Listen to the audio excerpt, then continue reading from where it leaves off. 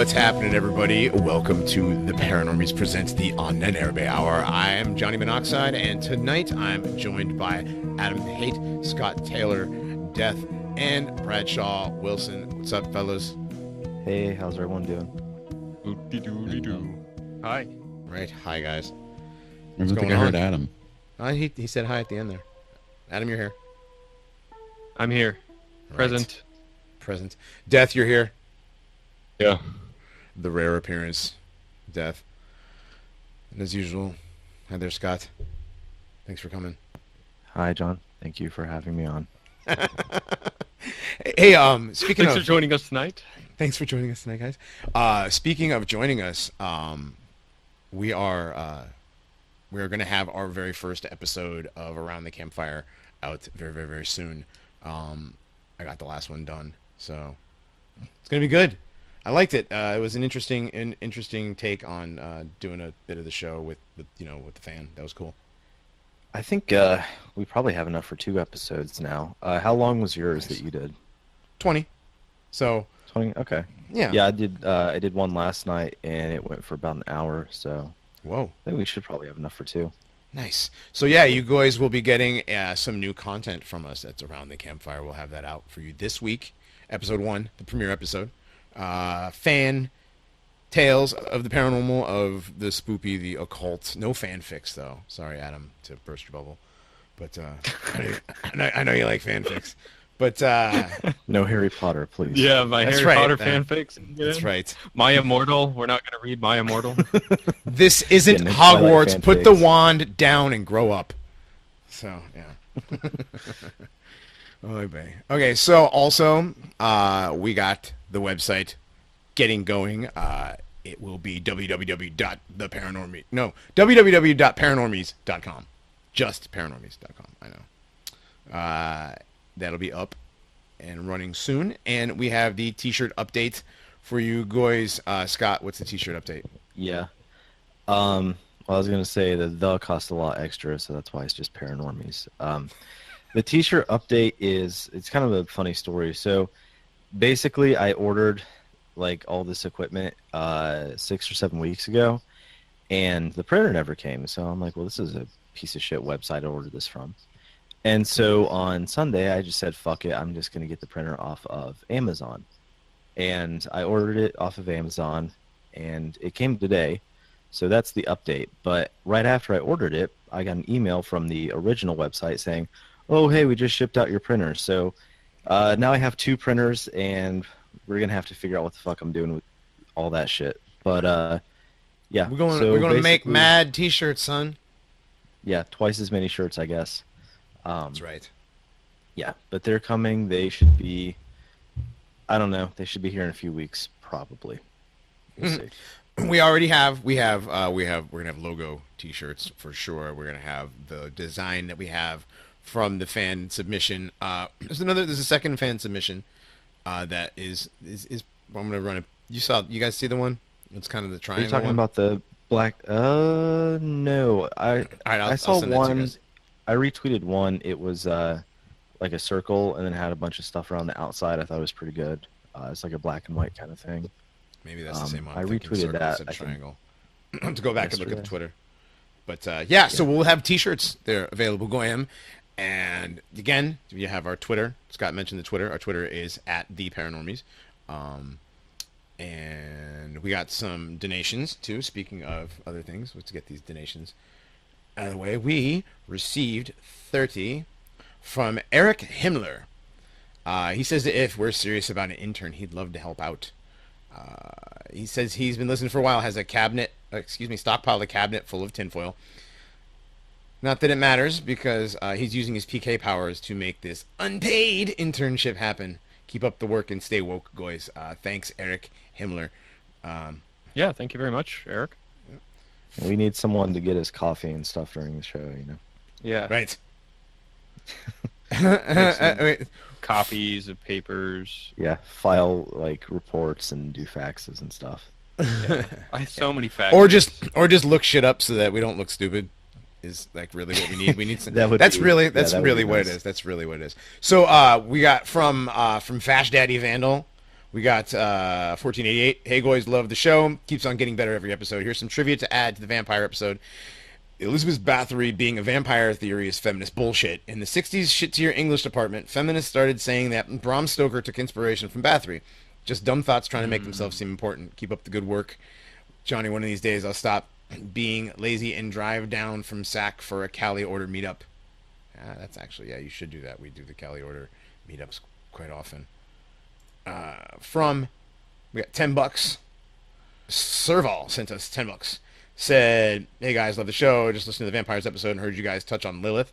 Reminded me that a few years back that I was visited by a succubus while I was sleeping.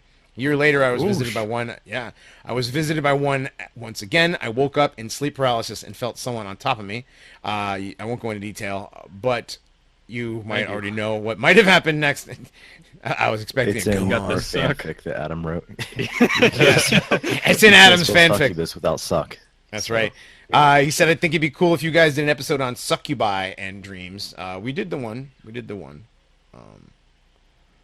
And that is the donations for this week, guys. Thank you very much, guys, for donating. Thank you for the money. We appreciate it. Thank you for the donations. It all goes. I'm still mad I didn't manage to get on the sleep paralysis episode because I had it like 2 days before that. I could see a little fucking shadow demon running all over the place. Oh man, God, those guys are assholes. Right. No, that was just someone breaking into your house. Yeah.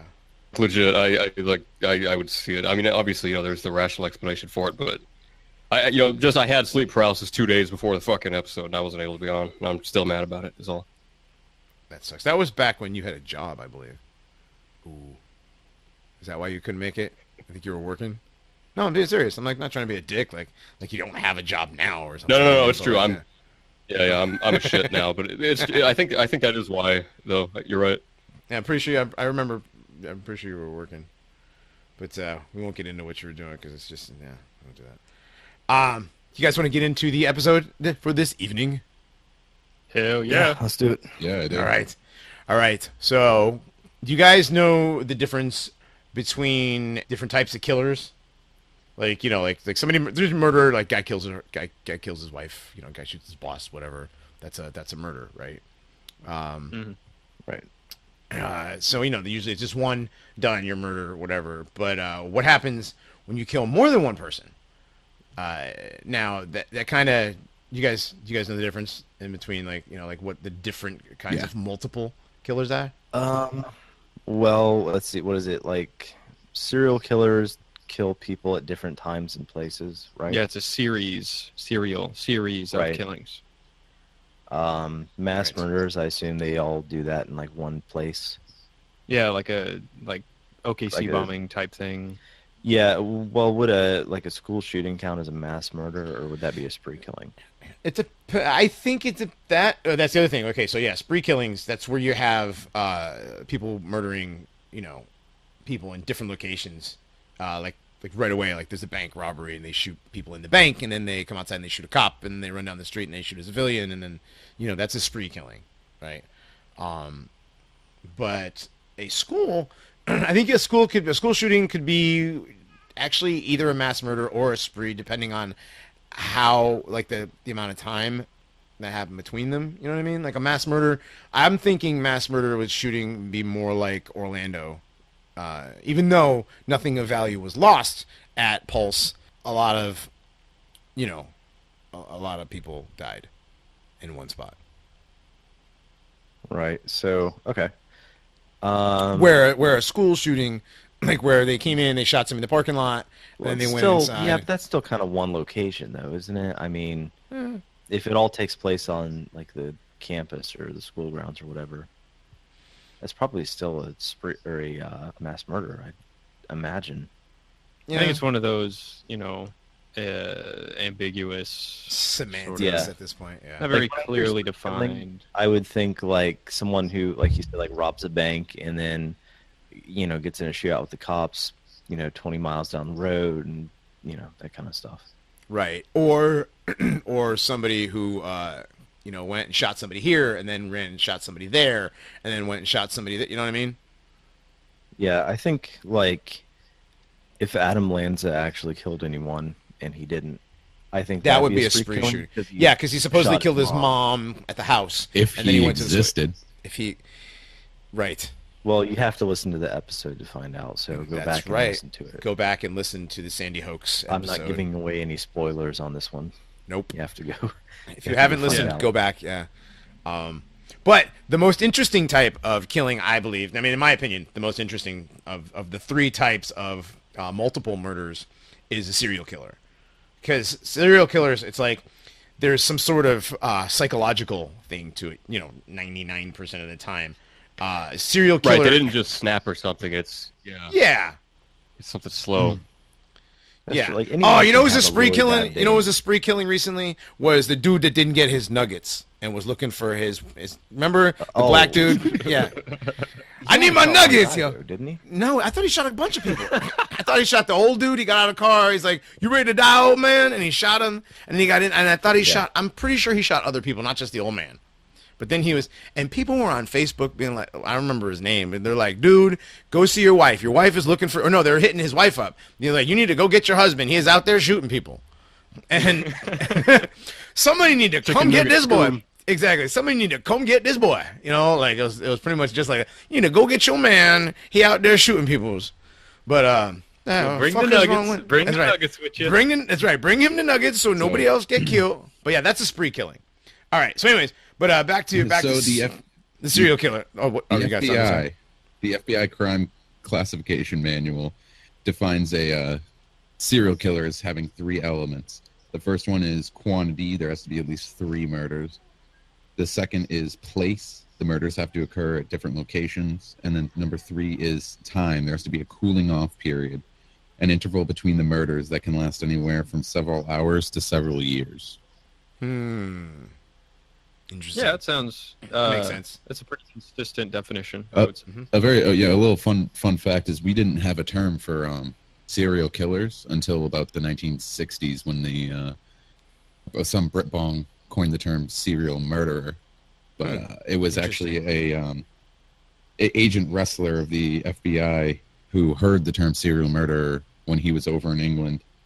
Came back in the 70s, he said serial killer because he thought it sounded better than serial murderer. Rolls off the tongue a little bit better. How can I sell more books? What shall I call it? Yeah, got it. Well, the guy did write a book, so There you go. his memoirs. Yeah. What I was saying earlier is that with the serial killings, there's always like psychological aspect to it, whether it's psychological gratification or the thrill of just killing. I mean, some of them, I'm sure people just did it just for the hell of it, but anger, means mad at a girlfriend or whatever, and so you go and stalk and kill all her friends and kill her, kill her. That's your movie serial killer right there. Michael Myers, Jason from Friday the 13th, they would be serial killers, right? Well, one issue with the definition that the FBI uses is it's a little too broad. Since people like hitmen or outlaws like Billy the Kid, they would be considered serial killers because Billy the Kid killed 21 men. Right, they would be considered serial killers now. I mean, but but they aren't necessarily serial killers because the reason Billy the Kid was killing. Right, but this isn't the Wild West anymore, Brad. Yeah. Okay, grow up. Yeah. But no, serial killers usually the typical movie of the serial killer guy or whatever. Actually, most movies or television series that I've seen with serial killers are always based on an actual serial killer. So, there's always the guy who he kills the beautiful girls, or he, somebody the jilted lover or whatever. There's that. Then there's just the weird guy who kills his whole family. Because America is obsessed with them. Yeah. You know what you never see in the movies or Kinda on TV? shows. That they're a black serial killer. It's kind of surprising. Why surprising? Because they are 30% of all serial killers. How many? 30%. 30. Yeah. Wow, there's more systematic underrepresentation of minorities in the media. Because in the media, it's always a white guy that does the serial killer. So you're telling me that a population of the United States, and I'm going to say they're mostly male, right? So 6% of the population commits 30% of the serial killers. Wow. Yeah. Oh, I'm sure there's been a female or two serial killers. According to the book Rise of the Black Serial Killer, of all of the serial killers apprehended since 2010, 88% of them Really? What? are black. Wow. So so what you saying is Hold up. we was like serial killers and shit. Yeah. All right.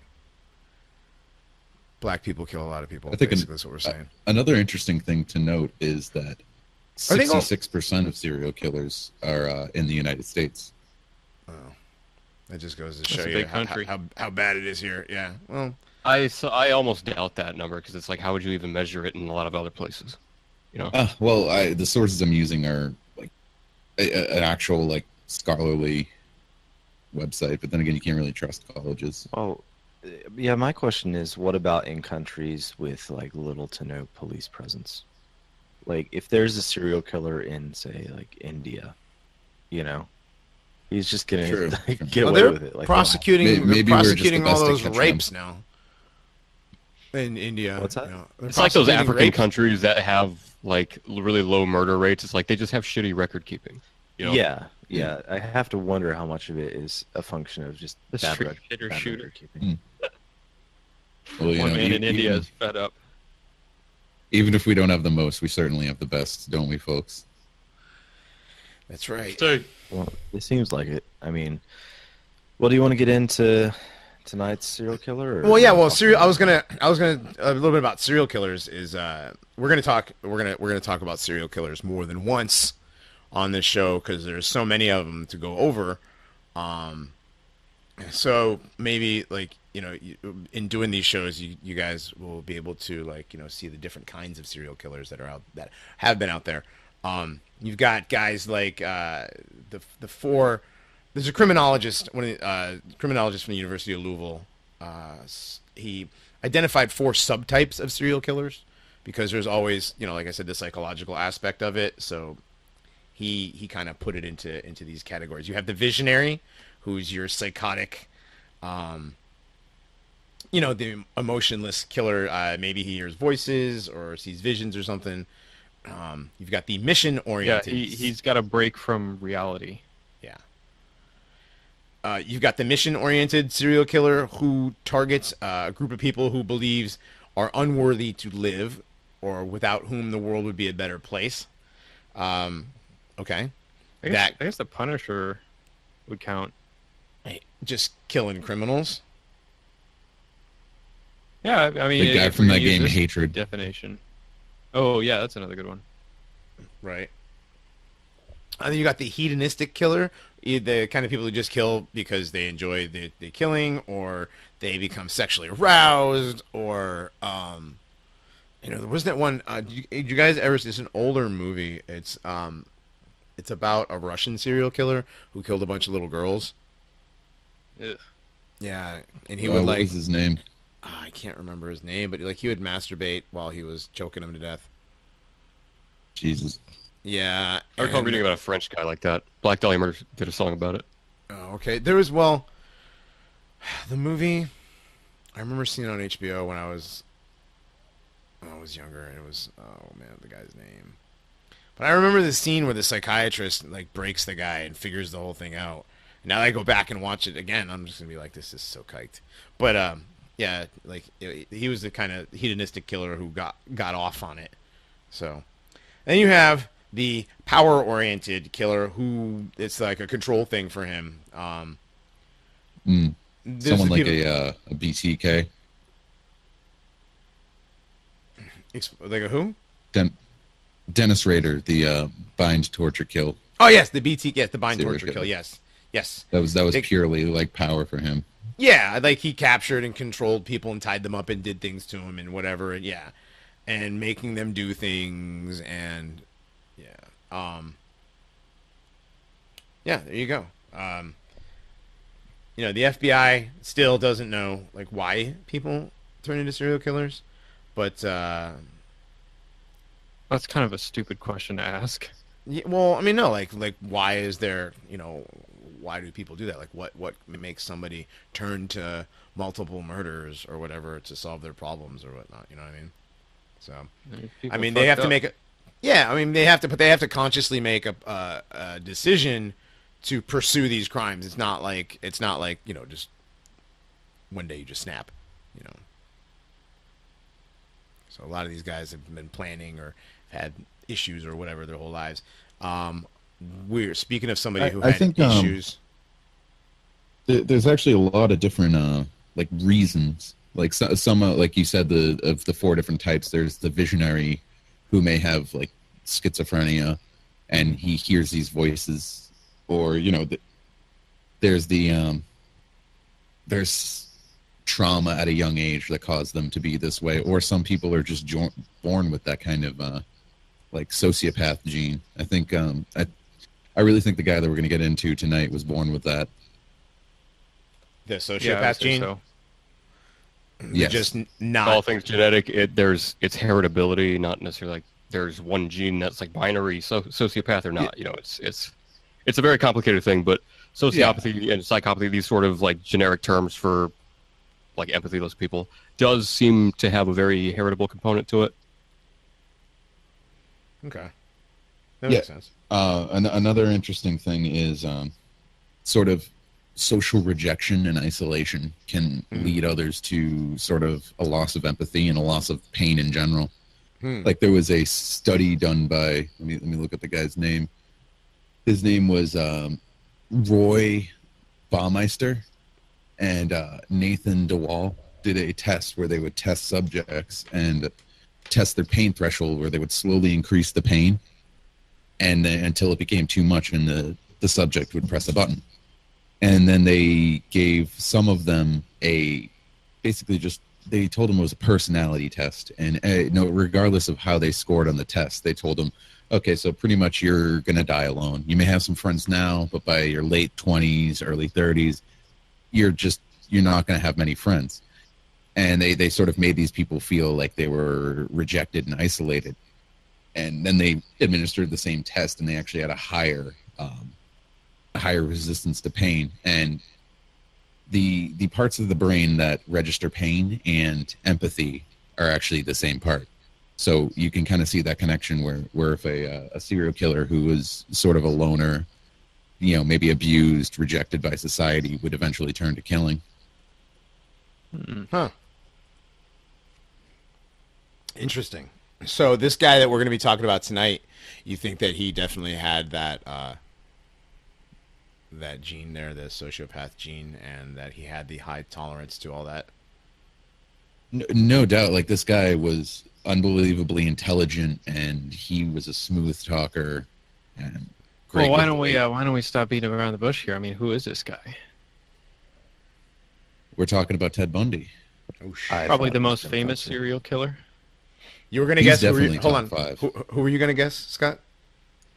I thought it was Jim Fetzer. Oh. I guess wrong. Yeah. No, he hasn't been caught yet.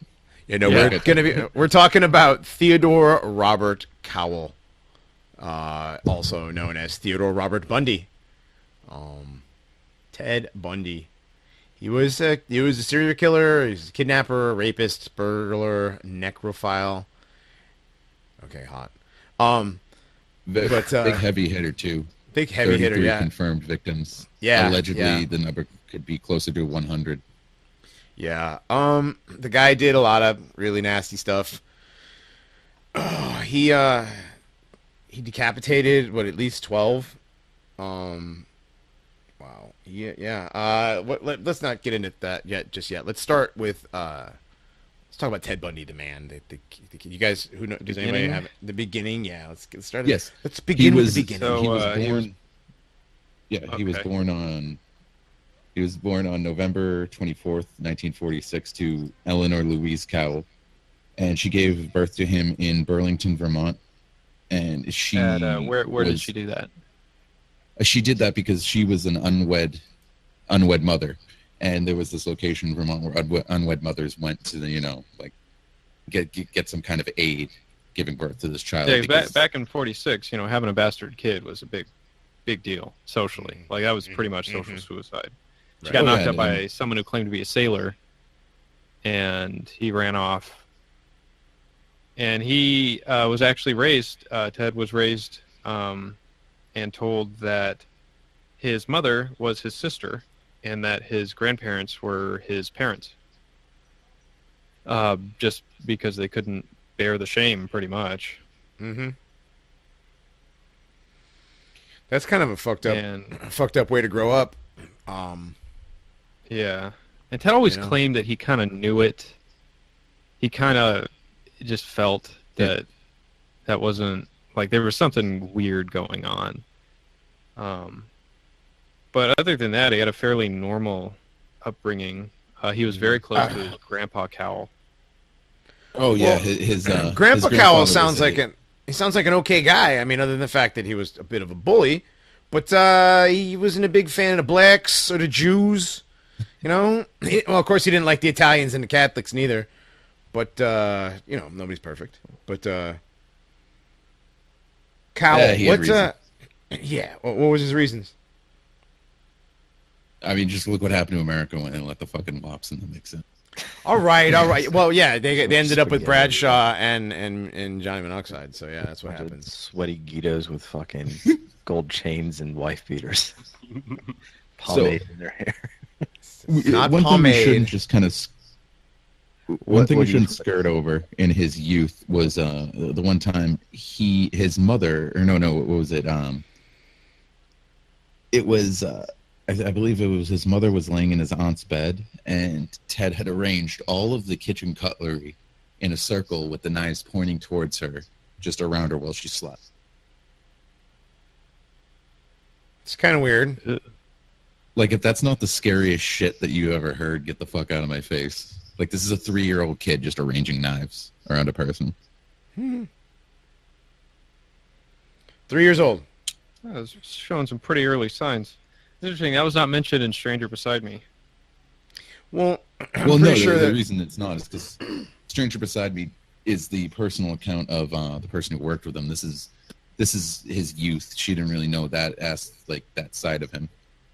Yeah, I I went through that book. Yeah, I went through that book. It's a novel. It's not. The more I read of it, the more like you said, she's a fiction writer. It reads like a work of fiction. It's quick. It's not a hard read. It's just what I did read. It just seemed a lot like a murder mystery novel. You know what I mean? The way it was written. Yeah, but I mean, it's not like she was making shit up. No. I'm not saying no, but this is this is the true story of blah blah blah blah, and she put her own touches, you weren't there when he got off the bus. You know what I mean? Like the way she described the scene. Yeah. It was definitely she described the area and unless Ted described in great detail all this stuff to her and she wrote that way, I don't see that happening. Speaking of Anne Rule, she was a cop, right? Originally, she was a not cop quite. before? We can get to her a little bit later. Okay. All right. But Yeah, anyway, so he was young and he was a little psychopath at 3 years old. And he pointed all the knives in a circle. That's really creepy. But he said that he said his that he father found out figure. his grandfather. Yeah. Well, I was gonna say he said he found out he was a bastard. Depending on who you talk to, he said that either his cousin showed him a copy of the birth certificate, or he said he found it himself. So He does say that he did, when he was in his early 20s, he did make a road trip out to the county he was born in, and he did get a copy of the birth certificate to find that out. So by 22, I don't know if he had proof before that, but I know that by the time he was like 22 or something, he knew. And it was a big psychological blow to him. Well, it was at age 13 that he was told he was illegitimate. okay. But he didn't know the situation with his mother really being his sister really being his mother, however you want to say it, until later on in life when he went and found that out himself. Okay. There was also speculation that his grandfather could also be his father, but that's I don't know. I don't really want to.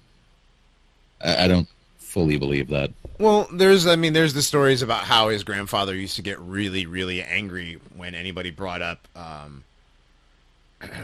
excuse me, whoever brought up questions of who was Ted's dad.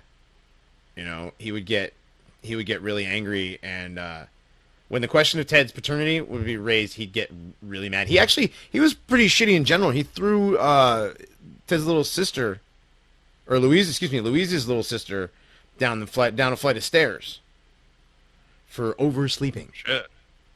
It builds character. Yeah. But this guy also like talked out loud to things that weren't there. He raised hands to his wife on a regular basis, beat the dog. He hated cats. He would take the neighborhood cats by the tails and swing them around. It's pretty fucked up. I mean, even though I hate cats, I wouldn't do that to a cat. It's a shitty thing to do to a cat. Yeah, so the grandfather was a bit of a piece of shit. And after, like his early adolescence, he started getting into burglaries and shoplifting. He was actually a master shoplifter.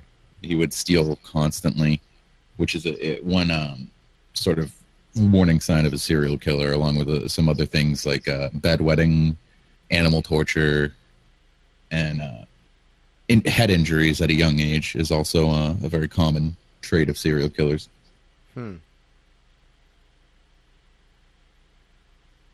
So he graduated in 1965 from Woodrow Wilson High School in Tacoma, Washington, with a B average. To Tacoma because she didn't want Ted to get bullied for being a bastard, so they just fled. Mm-hmm. I wouldn't want to live with this fucking grandfather. No, I mean that doesn't sound like a fun time. I mean, as cool as it would be to hang out with your your racist grandpa.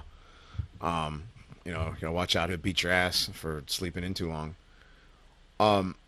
So Louise took off and took Ted with her, right? And she ran off. And what was that? 1950. So he was what, 4, right? Yeah, he was a little kid. So in 51, she met Johnny Culpepper Bundy at a singles night at Tacoma's First Methodist Church. So singles night at church, she met the man who would give Ted Bundy his surname, and she got married, and Johnny adopted Ted, and they had 4 kids. But they always tried to include Ted with everything, but I guess he didn't want any part of it. He said that his stepfather wasn't his real dad. You're not my real dad. And he used to say that he wasn't very bright and he didn't make much money, so he didn't have much respect for his stepfather, who had adopted him, who became his real dad, I guess. Oh, so wait a second. At this point, families are not Ted real Bundy, families. I was going to say, at this point, Ted Bundy becomes not a real person, so because he's not a real, he's adopted. Can they charge him then? Yeah, that's actually, I was just going to ask. So does this nullify all the charges? Can we electrocute him? He didn't actually kill those people. Right. All right, we need to do some fucking black magic to then, so he can testify in court that he's not a real person. All right. Let's go. Let's get back to the story. So he's in Tacoma with his dad, and his not real dad, and his mom, and his 4 siblings. So, well, the fact that he always felt like the odd child out, being the bastard, could also lead to that feeling of isolation. That kind of that thing that would lower his empathy and drive him to eventually become the monster he was. Mm-hmm. Right, and well, also you got to remember that Ted Bundy lied a lot. So like a lot of the stories that you get from him, a lot of times they're not always the same. like he talks to different biographers. He talked to different biographers about like his growing up and whatever. And to one of these guys, he said he was, he would roam around his neighborhood looking for porn and garbage cans and whatever. Somebody else, he said that he was a big fan of detective magazines and crime novels and stuff. Especially that was ones the that had evangelical guy. That was the last person he spoke to before he was executed, correct? Paulie Nelson. He was a big anti-porn evangelical guy. I can't recall his name, okay. but he was one of the last people that Bundy But- talked to, and Bundy just told right, him but it like- was the porn made me do it.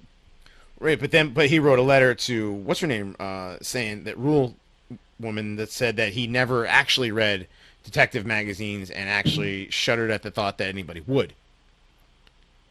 So Which there's is a pretty fucking obvious lie, because he also asked her for copies of True Detective magazines, like later. Well, I guess earlier compared to this, but right, yeah. and then to another compulsive person. liar. Yeah, he said that he used to drink a lot of Pervert. booze and wander around his neighborhood looking for naked chicks through windows or whatever else he could see through windows, wandering around drunk. Well, supposedly he drank- was known as a drank peeper. lot. Hold on, what'd you say, Adam?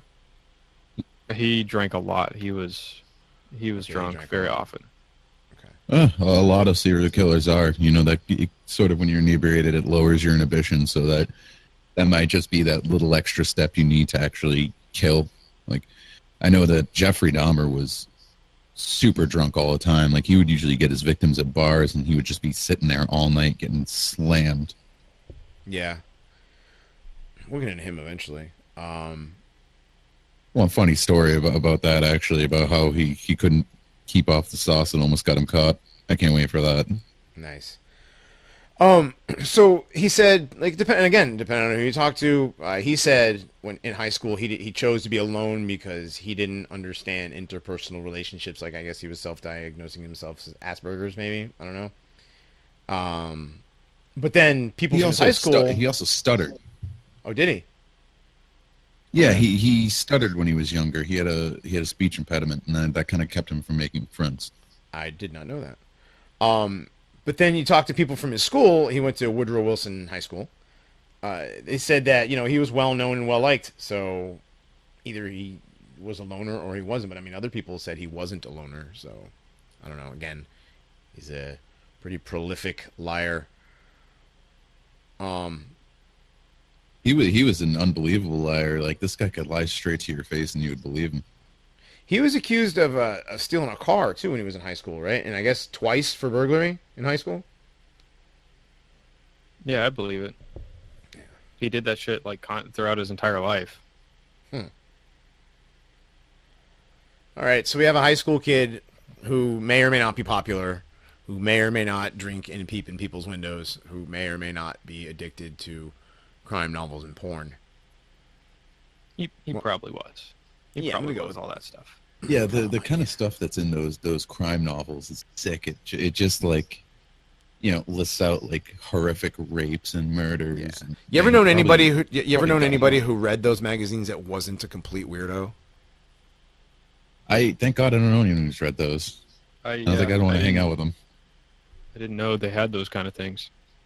True crime Can true you- crime magazines? Well, Oh. that kind of stuff. Yeah, I thought, but like magazines where they just fucking talk about like crime. Yeah. Yeah, True Crime, True Detective magazine. I think that's actually what it's called, like True Detective or something. I don't know. I This is didn't why we realize it need. was still made. This is why we need the intern. So, yeah, we are gonna. I think we should get an intern. What do you guys think? Honestly, I think we should I get a mean, kingdom we can to service think us. about that a little bit later. We should steal the Alk Wright's intern and get Heroin Steve. all right. Well, everyone's- anyway. Anyway, so okay, so we have a high graduated school high kid. school. Yeah, he graduated from high school, went to college like most good kids did back then. So Yeah, the University of Puget Sound. all right, UPS. What did he do at And UPS? that's where he met Stephanie Brooks, who was the first love of his life and had an Oh. extremely deep impact on him. Oh wait, I thought he met her at Washington the next year. Yeah, he Oh, met that's he met her at University of Washington. Yeah, I didn't read Yeah. much that about what mixed he up. did at Puget Sound. Did he do anything at UPS? Did Brown do anything for him? No, there's nothing that really happened there. I mean, All right. he's still just not a very good guy, but he wasn't certainly not killing anyone yet. So he went to college. He met this. I'm sorry to interrupt you, Adam, but he met Stephanie Brooks at University of Washington. They met. They skied together, and apparently that's a pseudonym, Stephanie Brooks. But anyway, And this was when Ted Bundy fell in love. yeah, he was Do you guys madly in love. Do you guys know what he was studying at UW? Chinese. Yeah, he was studying fucking Chinese. Are you kidding me? Yeah, because he thought that China would be the next global competitor. Hey, he's Hey. a smart guy. I mean, they are. Look at that. He actually he had an IQ of 136. So Pretty smart guy. Wicked smart. Wicked freaking smart. All right, so he was at UW. He met Stephanie Brooks. He's studying. and Stephanie Brooks was a looker too. She had a very nice, shoulder length. Like she was a shoulder length brunette with the hair part in the center. That Yeah, nice. her elbows weren't too pointy. Elbows weren't too. Oh. She wasn't a But tranny, she- which is apparently a thing that you actually have to worry about now. Yeah. Especially Yeah. on basic. She was from a very wealthy family too, Mhm. and that was a cause of really deep-seated insecurity for Ted that followed him for years and years.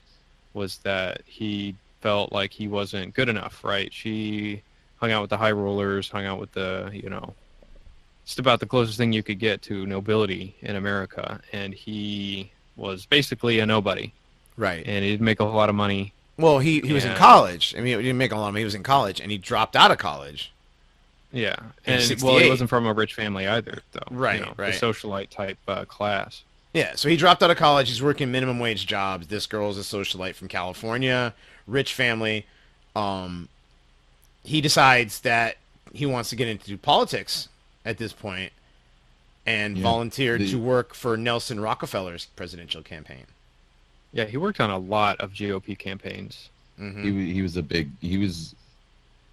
big player in the Republican Party. The thing was that relationship really sort of changed the way he thought, and he ended up becoming really madly dedicated to his studies and being involved and being that kind of person that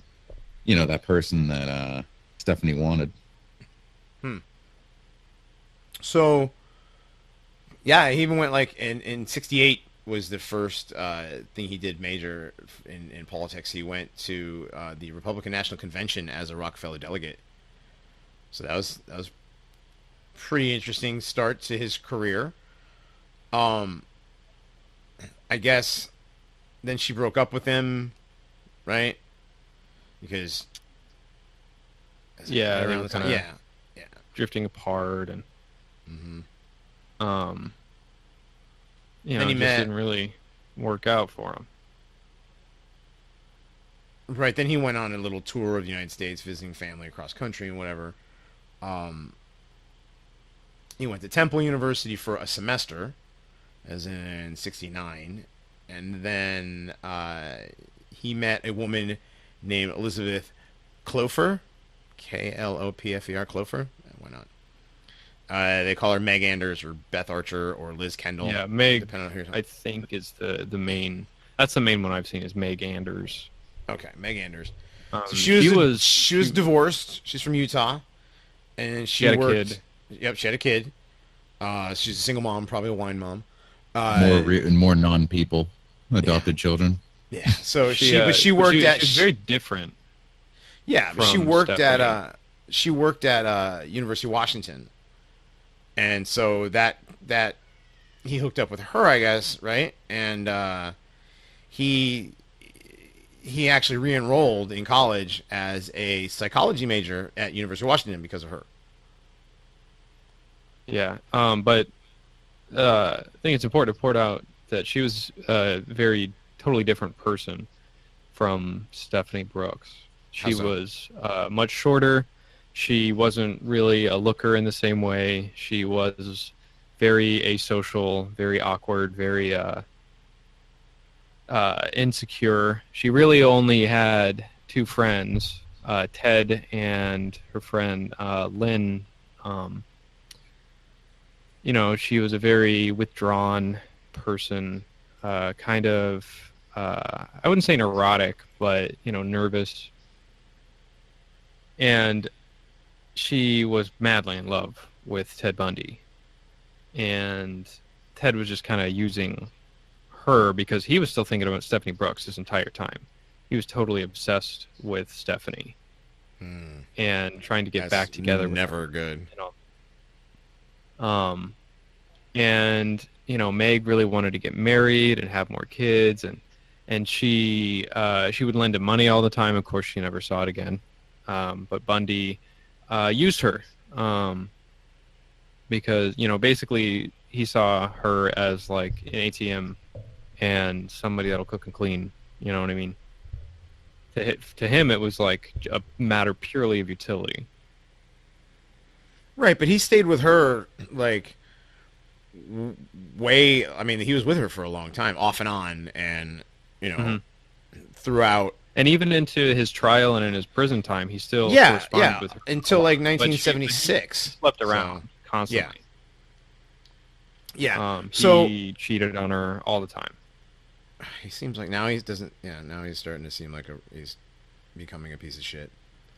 Yeah, it was also during this time in about 1971 he worked for Seattle's Suicide Hotline Crisis Center, and that's where he met Ann Rule because they worked together on a night shift. So it's very interesting that this guy who killed a bunch of people also worked at a place where he was, intervening in people that were, going to kill themselves. Right. They'd call the cops or whatever, the ambulance, that sort of thing. One thing that was sort of shocking is that Ann said he was very good at his job. He was really good at comforting people on the phone. That she didn't believe that he was a killer when she first heard. Well, that sounds. Well, I mean, the guy worked at a suicide prevention hotline. I mean, if he's a nice guy, he was a good-looking dude. He was smart, apparently really good. With the words coming out of the front of his face and making him sound good. So he seemed to be like. That's your prototype,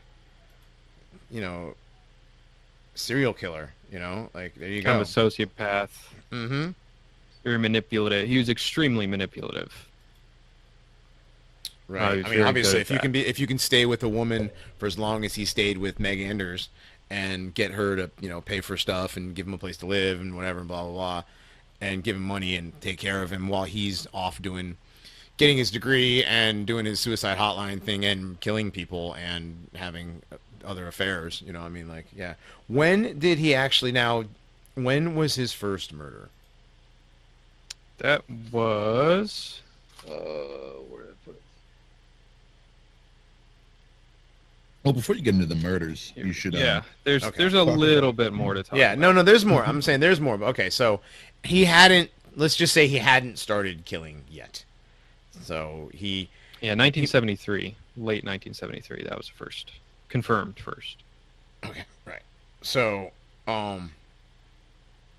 so he's at University of Washington getting his degree.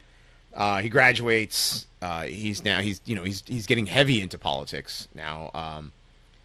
He worked for the governor, the Daniel Evans reelection campaign. He helped get him reelected. He was hired then as the assistant to the chairman of the Washington State Republican Party. So, I mean, there he is, working for the state's Republican Party chairman, getting to do all kinds of, like political stuff and whatever.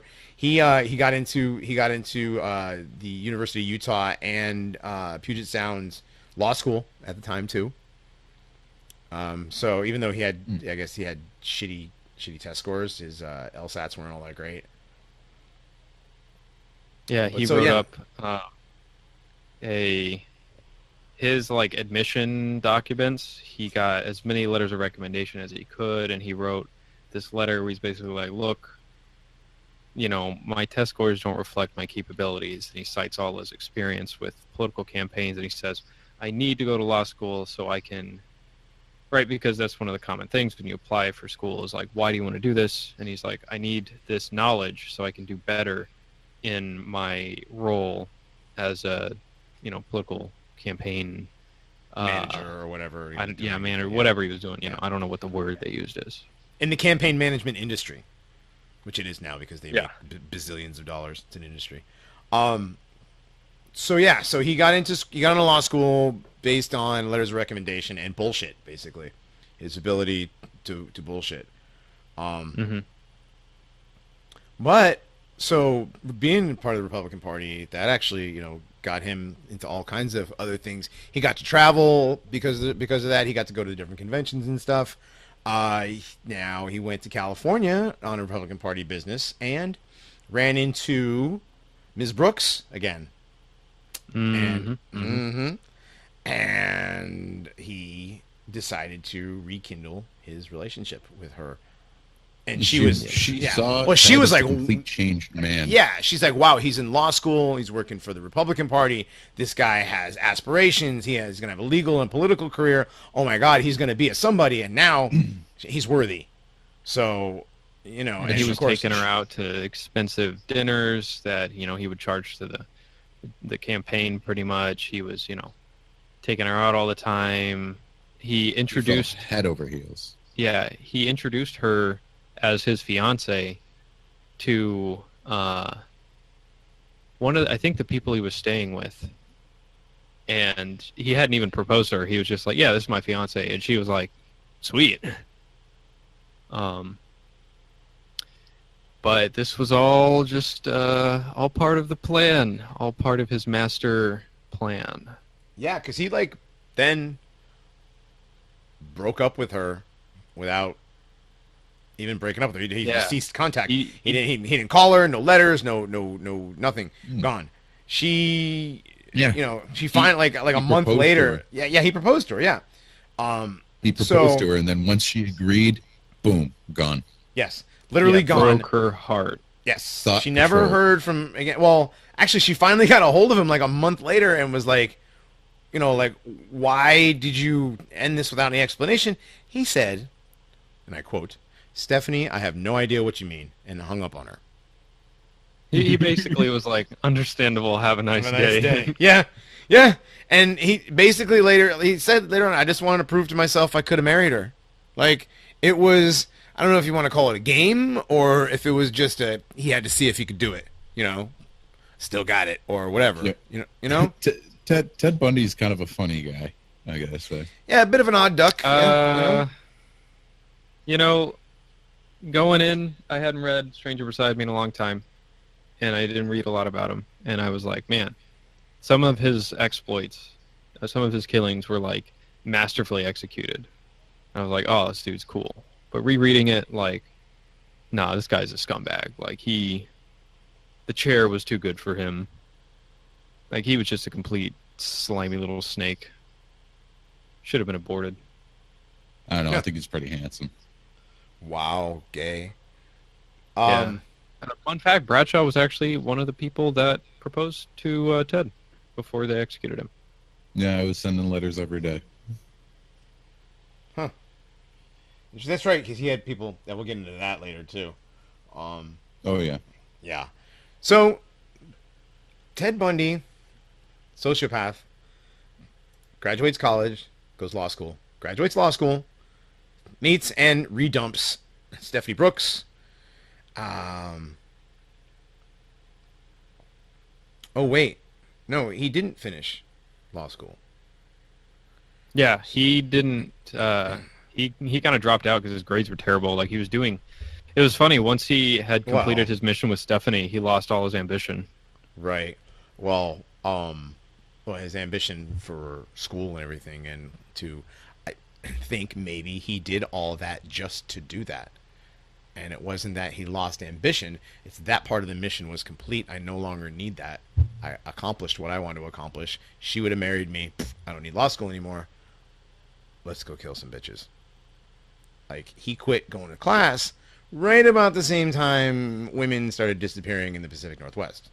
You ever thought about that theory? No, you only think about yourself. Grow up. But yeah, think about that. Yes, thinking emoji. While we're doing the thinking emoji, we're going to get into those murders, but we're going to get into that in the next hour.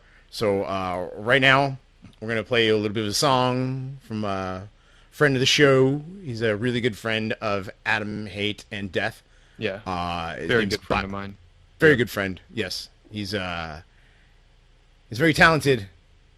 Very talented guy. His name is Byron De La Vandal. You may have heard his music before. I believe we played one of his songs. Yes, we played Diddle-I Dillo a few weeks back. Also, I did all the... My bad. I also did all the production for it, so I like stuck a mic in front of him and like let him go, and then did all the like mixing and shit. Literally, yes, literally pushed record and stepped back. This is all in-house production. Yep. This is in-house production from the independent Paranormies. media. That's right. From TRS Radio, your independent media choice. We know you have a choice in media. We know you have a choice. It's Jews or us. All right. So we are going to play off of Byron's new album. He's got a new album coming out, and this is dedicated to the Swedlanders from South Africa. And he's going to be donating proceeds from this. What's the name of the album? It's called Songs from Wymerica, and it's up on Bandcamp right now. Right on.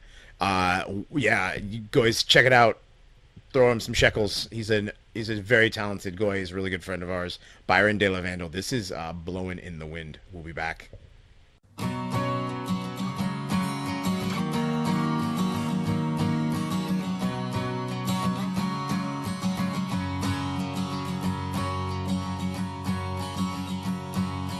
How many roads must a man walk down before you can call him a man?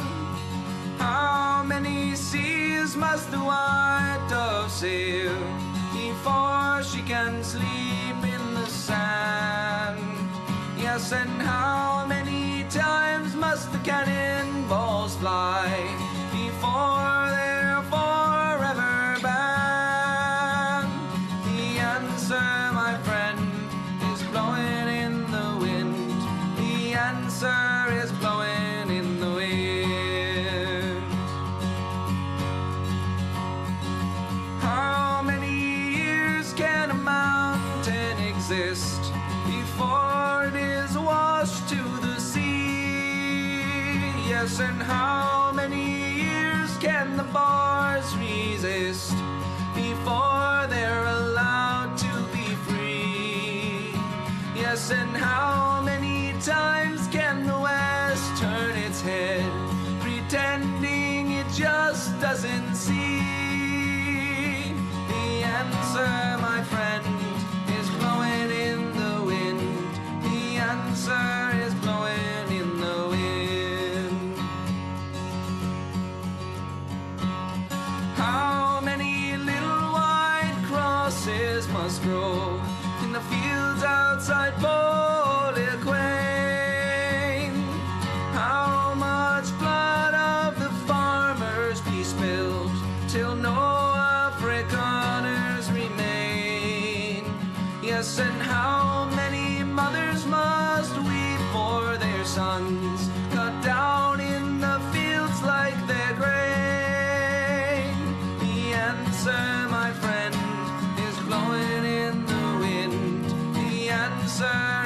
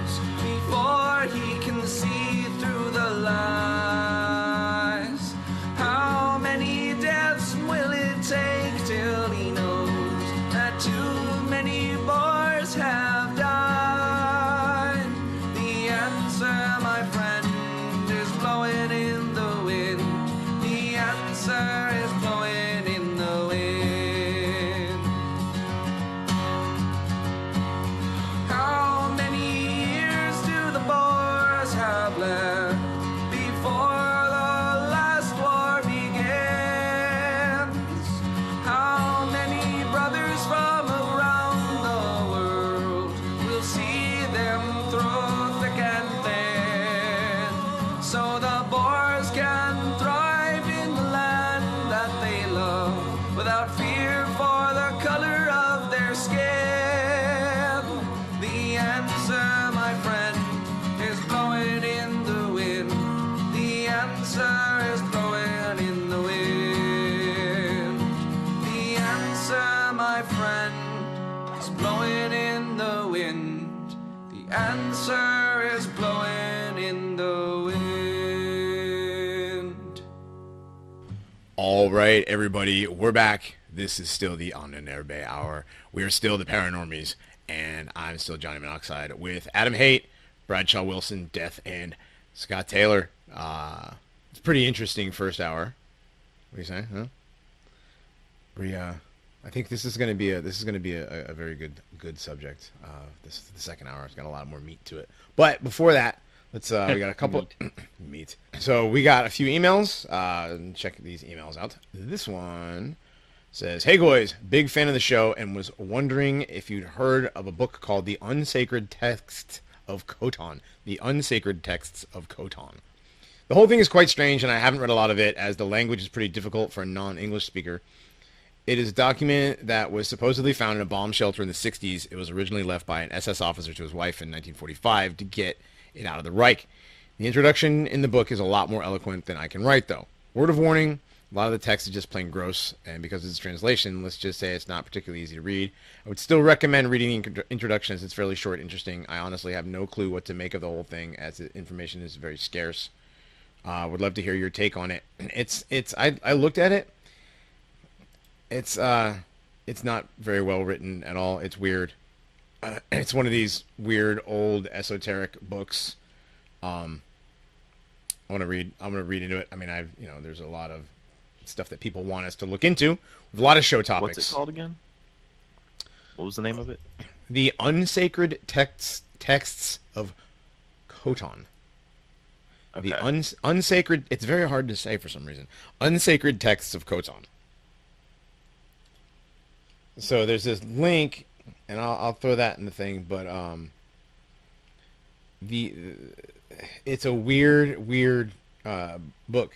So there's a PDF file of it, and the website that it links to, I'll put it in the thing. It's a very weird book, but there's a lot of weird stuff on this page. It's a rude, lewd, and crude. It's perhaps the very voice of the devil himself. But don't let that stop you from reading it alone in a darkened room as the moon rises high in the virgin night sky. It is a strange fusion of alchemy, ancient wisdom, and near pornographic heresy. Huh. All right. So yeah, that's that. We'll go. It says it's a just bizarre and disturbing manuscript. We'll get into it. It's like another one of those Aleister Crowley shit. Yeah, maybe Aleister Crowley the same thing. or some Lovecraftian Necronomicon type shit with more porn. Or some Harry Potter type shit. Yeah, or Harry Potter. Put the Harry Potter grow down up. and grow up. That's right.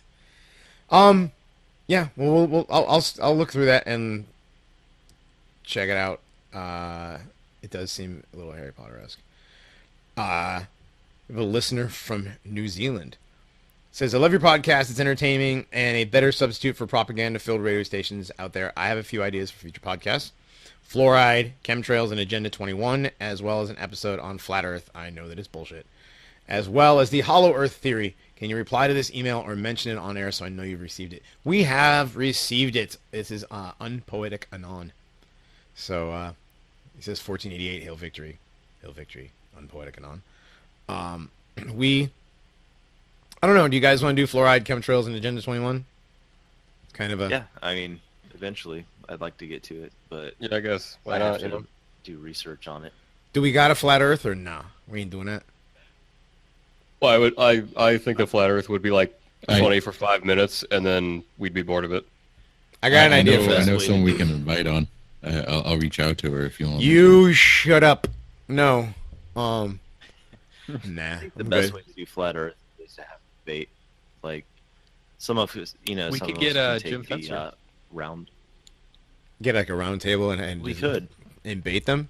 A round Yeah, table. just some pro flat Earth and some anti flat Earth arguments. Who do we I know actually that's pro heard flat Earth Jim Fetzer's besides? releasing a new book about it. It's called "The Earth is Actually a Disc, You Doofus." He sent me a advanced copy of that. I'm getting into it this weekend. Nice. Yeah. So, anyways, and what about? Well, I was thinking of a good troll would be to do a Hollow Earth episode, but talk about flat Earth for like 5 minutes at the beginning, and Like just be like, fuck this. This is retarded. We're gonna talk about something we actually might believe in. Here's Hollow Earth. Like, I think it'd be a great troll to do like Hollow Earth and talk about flat Earth the whole time. Like you just have no idea that they're different things. Yeah. maybe for like a People no, get but I stuck actually, in that. but no, I actually want to do flat Earth. I want to get the South African that they had on the Showa. That's he's a Hollow Earth guy, and I want to get our buddy from TRS. Just got a computer, Waylon. So Oh, did he? Okay. yeah, Yeah, Waylon would be an interesting guy to have. and he's picking himself up a mic, and then when he gets home to where he lives, he's gonna get on the interwebs, and we're going to have Waylon on, and he's got a lot of interesting stuff. He put a couple books out in our chats, and I bought a couple of them, the ones that he recommended. Those will actually be good topics for down the road, but damn, they're gonna be fun topics. Yeah, so I want to do the South African and Waylon on the Hollow Earth thing. That's going to be a good episode because they both, like Waylon's been into this for many, many, many years, so that could be a really good episode. And also, no prep for you guys. Hell yeah. It'll be just like every other. I mean, Yeah, it'll be a welcome break from my grueling schedule of like. I meant to say strenuous and then grueling, and I said grenuous. I So, noticed. I was just gonna let It'll that be a one go. welcome break from my grenuous schedule of not prepping at all. That's right. Tim and Eric vocabulary there. I was going to say, you shouldn't have stopped. I would have believed that was a real word. It's It very is now. granuous.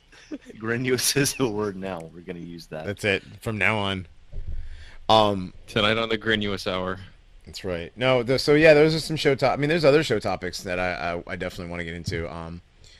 In the coming episodes, we've got a lot of good stuff. I don't want to give them away, but we got a lot of good stuff coming up, and in the next season too, because season 2 has to come to a close sometime.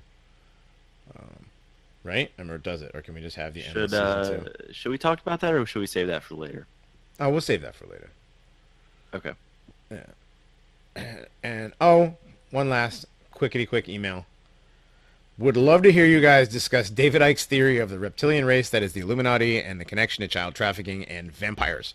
Thank you for everything you do. I look forward to your podcast all week. Love, Carolyn. Right on. Thank you, Carolyn. What do you guys think about doing a David Icke? Sure. Let's do it. I mean, why not? I Yeah. could sounds cool. well after Unite the Right. Oh, by the way, yes, guys. Those of you who don't know, I'm going to Unite the Right, which is the big Unite the Right rally. We're having it at the Robert E. Lee Park in Charlottesville, Virginia, Saturday the 12th. Mike Enoch from The Right Stuff and myself will be there representing TRS. Baked Alaska will be there speaking. Augustus Invictus will be speaking. We're gonna have Jason Kessler, obviously. We have Richard Spencer and Christopher Cantwell will all be speaking as well. That's gonna be fun. Too. Oh yeah, and don't forget Matt Heimbach. And then there's gonna be there's gonna be all kinds of fun stuff. There's gonna be a lot of people there. The alt right, the far right, the reactionary right, I guess, and the alt right. Not so much. We might have a few Proud Boys showing up without Gavin's permission. No Proud Boys. I don't even know if Stickman's coming anymore. I'm not sure. But I know Gavin disavowed. So, but yeah, after that, shoot, we'll have some pretty interesting stories from that for sure. Because Ameren was this past weekend. There was some interesting stories with Antifa. They got no fight and. They rolled down the hill into the pond, I guess, behind the lake, behind the venue. that they had it. Yeah, what was the story about that? Like someone threw Antifa into a lake or some shit. Yeah, the guy just I guess the guy that was I thought it was fighting. one of our guys who got thrown in the lake.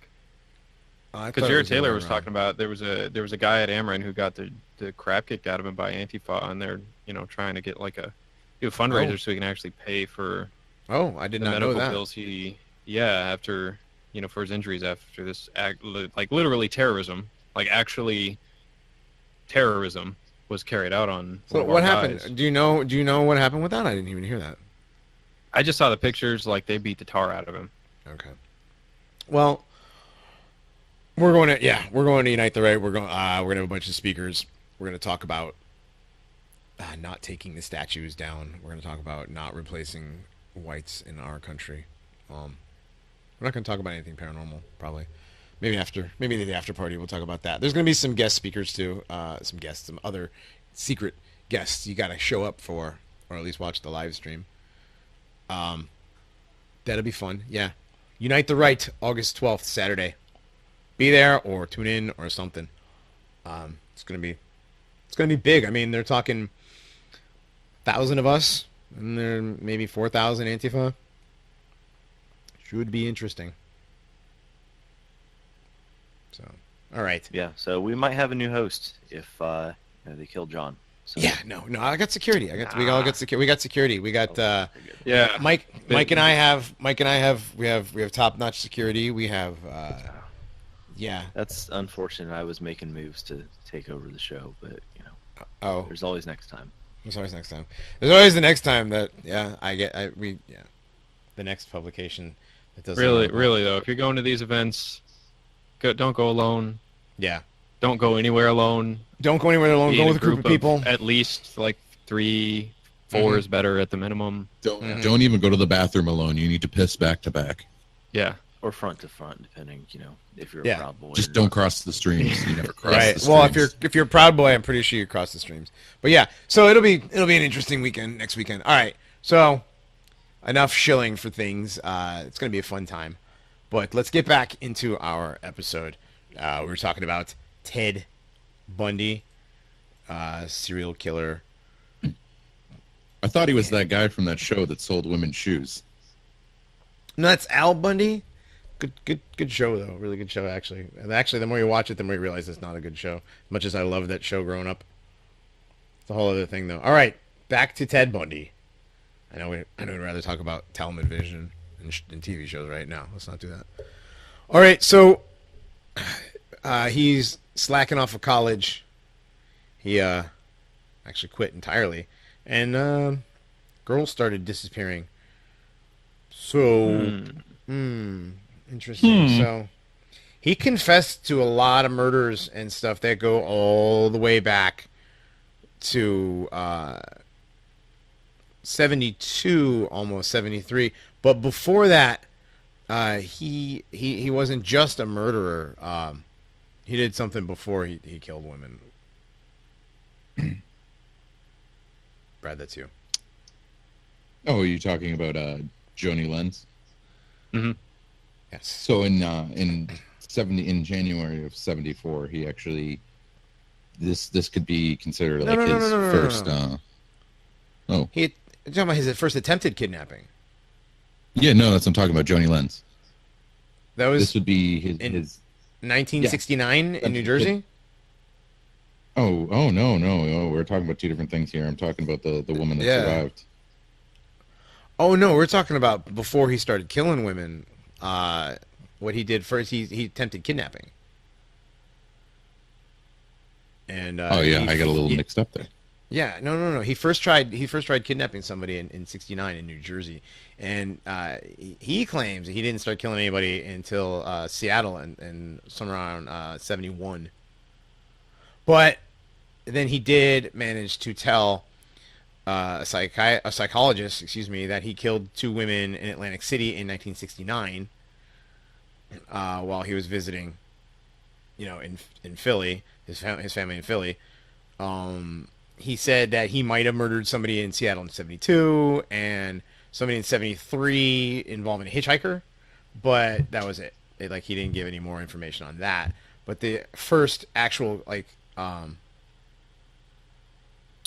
others, like, he kidnapped people. Like, there's circumstantial evidence that says that he abducted and eventually killed an 8-year-old Anne Marie Burr of Tacoma when he was 14, but he denied it repeatedly. So who knows? I mean, he lied a lot. His earliest documented homicides were in '74 when he was 27. So there you go. So, but yeah, before he actually started killing, I guess he had tried and, possibly as a teenager killed somebody, a kid.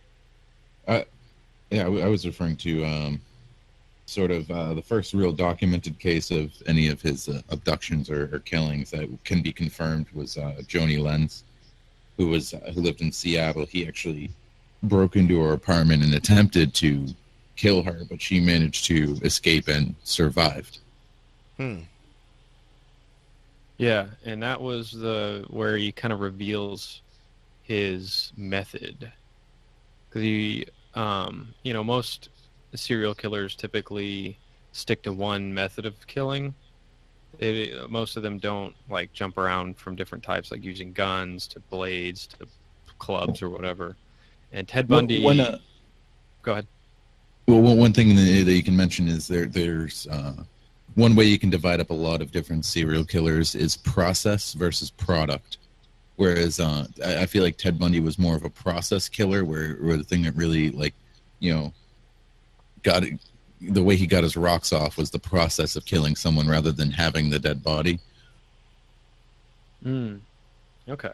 Yeah, but anyway, so he liked to use blunt instruments and beat them usually in the head or wherever else he needed to hit them.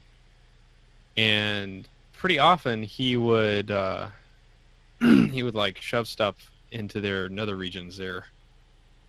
He would sodomize them. Damage. Yeah, and he also strangled a lot of women. Mm-hmm. He'd strangle them with their own nylons. Yeah, he liked to do that. Mm-hmm. But that was kind of the first very well documented attack, was breaking into a basement apartment. And it wasn't too long after that he went after his next victim, which was Linda Healy, also UW undergraduate. And she did like weather reports in the morning on the radio for skiers and stuff.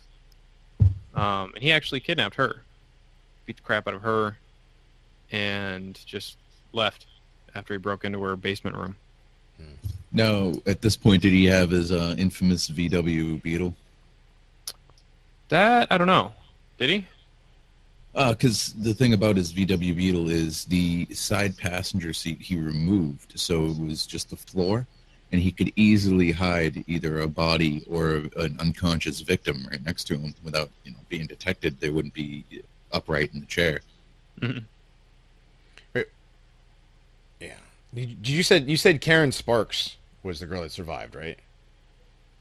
Yeah. She sometimes is called Joni Lenz. Joni Lenz. Like Okay. other... Okay. I'm reading. I'm like, well, wait a minute. There was another. Oh no, that's the same woman. Yeah. Yeah. He assaulted her with either a rod from her bed frame. Well, that's what he beat her with a metal rod from her bed frame. Then he sexually assaulted her with that rod or a speculum. That's he raped her with a piece of her bed. Yeah, he's a sick dude. Yeah. Rest in piss. Yeah. Yeah, he did with the girl the weather girl. He beat her, then he got her all dressed. That was one thing he liked to do. He liked to do shampoo their hair and do their makeup after he killed them. Yeah, but all right. So then that kind of kicked off a wave of these things, Mm-hmm. where he started killing about once a month. Generally, they would start disappearing. And, it was up in the Pacific Northwest around Seattle area. He targeted a woman at Evergreen State College. Always women, vulnerable women. And he came up with a little scam to try and disarm their kind of their stranger danger radar. He had a sling, or he also had a crutch or a cast he could put on his leg, so he'd look like he broke his arm or his leg or something. And he would carry around like a briefcase or a bunch of books, and he would go near the woman he wanted to attack, and just be conspicuously helpless. Drop his briefcase a lot, his books and stuff, and then ask for help to carry them to his Volkswagen Beetle, it's a little brown Volkswagen. And then he'd be like, get him in the car somehow. Another thing he did at one spot was, he said he had a boat. It was by a lake, and he needed help launching it. He would ask girls, oh, the boat is up at my parents' house just over the hill. Just get in the car, and we'll go up there. So that was how he found his. Well, I should say that's how he got enough trust from the victim so that he could take advantage of that. That was one of his little scams he did. The thing that kind of sets him apart from a lot of other serial killers is he's a fairly attractive guy. So no one's going to think this good-looking, smooth-talking guy is a murderer. He's not some, psychopath. Like, he doesn't look like a psychopath. He does not some big, brutish guy with a bunch of fucking tattoos. He just looks like a regular, average Joe who's, down on his luck. He's injured. He just needs a little bit of help. Well, is that why you wrote him all those marriage proposals in prison? That's exactly why. I miss you, Teddy. Stop it. So no, he one thing was when he did that the boat trick, is there was a lot of people who noticed it and noticed that the girl went missing, and he actually introduced himself as Ted. So the police actually had a database of likely suspects that were named Ted, and he was on that list, but they actually wrote him off. It's kind of one thing that I've been doing, or one thing I've noticed since I've been researching serial killers is, nowadays we have a lot of technology and we can sort of track people, and there's a lot of forensic evidence to catch a perp. But back then, the police were really fucking incompetent. They also, to be frank, they did not have the capacity to process the amount of information they had. They didn't have computer systems to index this stuff the way that they do now. And yeah, they have obviously improved their methods generally. Like, there was a lot of really obvious kind of fuck-ups. But also, like, they had over 1,000 suspects. And they had to go through each one of those by hand, find them, talk to them, and all this stuff. Like, it was arduous, tedious, strenuous work. Now, how did they get the list of these people, like the suspects they have? People would call in tips, pretty much. Mm-hmm. So there wasn't anything beyond that. It was just No, but they were getting the cops were getting like 200 tips per day. Like, But a lot of people so were calling and giving information. who's calling in with tips about Ted Bundy then? Well, just Ann people Rule in was one of general. them. Oh, Ann Rule was giving tips about Ted Bundy? She did. Well, it was in kind of a roundabout way. She was like, hey, I know this sounds crazy, but there's this guy I used to know named Ted Bundy, and he kind of matches the description from eyewitnesses. He, could you go check to see if he even owns a Volkswagen Beetle? Wouldn't that be crazy? And then, someone checked it out for her, and hey, it turns out, yeah, he did. And she was like, oosh.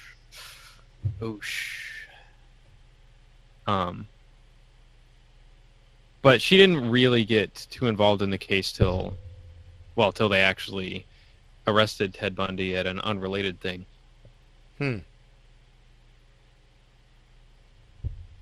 So, yeah. And what was he arrested for? The unrelated thing. What was that about? So he was checking out It was in August of 1975. So this was after his stint in Washington and Oregon. This was down in Utah.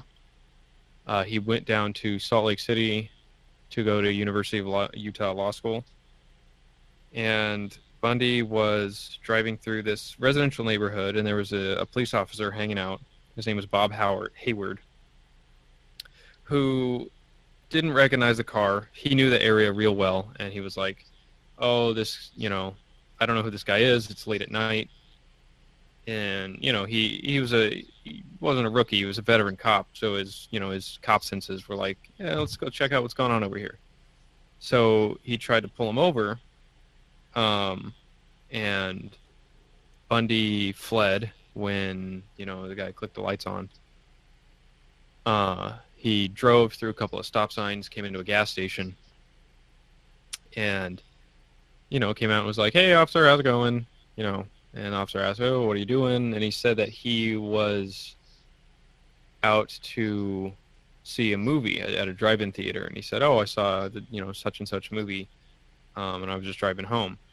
Well, unlucky for Ted, the officer just so happened to have driven by the drive-in and saw that movie was not playing that night. And he ran the plates, and I don't remember if he had stolen plates at the time, but they were suspicious in some way. And so he was like, all right, you mind if I look around in the car? And Ted was like, sure. He found a lot of stuff that seemed like, they arrested him because he thought they were burglary tools. He had like an ice pick. He had a ski mask. He had, I think he had handcuffs at the time. He had like trash bags. Stockings. Yeah, and that were like obviously fashioned into a mask. And the guy was like, yeah, okay, you're coming downtown. And they took him in, and that was, just this sort of chance screw up on Ted's part that brought him into custody. And then all of a sudden you start to have, a nexus form with all the evidence that they've been able to find. One of my favorite things is he tried to justify all this stuff in the car by telling him what it was used for, and like he said, oh yeah, and these stockings here is like I wear them. Yeah. He tried to get out of that one. He tried to get out of it by wearing stockings. Got it. Wonder if they made him put them on. Yeah. They released him on his own recognizance for that. So, because they didn't really find anything in his apartment. He had a guide to Colorado ski resorts. Just because he had a bunch of weird shit doesn't mean he was breaking the law, so there wasn't really much they could do. Yeah. So, he kind of... Now, he didn't always, like, you said that they thought he had burglary tools. Mm-hmm. Wasn't there an incident where he just went into, like, a sorority house and just, like, opened the front door and just... That was later. I think you're talking about the Chi Omega attack in Florida, which was... Yeah. As much as I hate this guy, like, he had that shit down to an art form. But we'll get to that. Didn't he just, like, wing it? Like, I'll just go there and see what I can find to kill them with. Yeah, that was after his escape, actually. He actually... that was later. Twice. Yeah, we're still talking about 1970. This is August 1975. Mm-hmm. Right, this is in Salt Lake. This is... so they let him go. And after they let him out, he said that... Well, first he had... nothing really, like, incriminating in his apartment other than a guide to the ski resorts with like a check mark by one of the places where a girl disappeared, and like some high school brochure for a play at a high school, which is where one of the girls had disappeared. So, I mean, like, but they're like, it's kind of thin. So they let him go. But then they went and started questioning his wife, Clover. But the cops were like, well, what about it? And she said that there were he had things with him that she couldn't understand were in her house and in his apartment. Like, yeah, he had a set of crutches, he had a bag of plaster of Paris, that he actually admitted stealing from a medical supply house. He had a meat cleaver that was never used for cooking. He said he packed that when he moved to Utah. He had surgical gloves, an oriental knife in a wooden case that he kept in the glove compartment, and just the thing that every guy that has knives and stuff needs is a sack full of women's clothing. Yeah, she said she didn't confront him on that because she found it and was just like too embarrassed, so she never said anything. Yeah, she just figured he was probably cross-dressing maybe or something. I don't know. He was always weird thing he did. He was always broke and like didn't have any money, but somehow had a new TV and a stereo, and she confronted him over that, and he supposedly said, "If you tell anyone, I'll break your fucking neck." So. Yeah, she would also wake up like to find him looking at her body with a flashlight under the covers. Yeah, well, yeah, she was gonna cut her hair, and he said that going on in here. Well, he said he'd kill her, or he'd get really, really upset when she talked about cutting her hair because her hair was long and parted in the middle, which is kind of one of the only things that the girls that he murdered all had in common, kind of, right? Mm-hmm. Yeah, they all had that same sort of look with the hair anyway. And he had a lug wrench too. Yeah, that's right. He had a lug wrench that was taped up on it. Yep. And he kept it in the car. He said it was, for protection. And it was funny. He was involved with the GOP and all this stuff. And he, in the 60s, he was a clean-cut dude, totally different from all the hippy-dippy bullshit going on around him. He would get into arguments with people like at the crisis center that were all hippies and stuff, and he really hated hippies, and he was known to, like, before all this, when he was working for the GOP, he would get into it with writers and stuff, and he said that they were like blocking a road at one point, and he just got out of his car and just started swinging at people. So I thought that was pretty funny. Like, he hates hippies as much as we do. Pretty cool. Yeah, there's in one of the movies. I can't remember. It's one of the fictional movies about him, like a sort of a dramatization. There's a line where he's talking to one of the girls. He says, "I'm not one of those pinko share the wealth types. I'm a Republican. God damn it." Huh.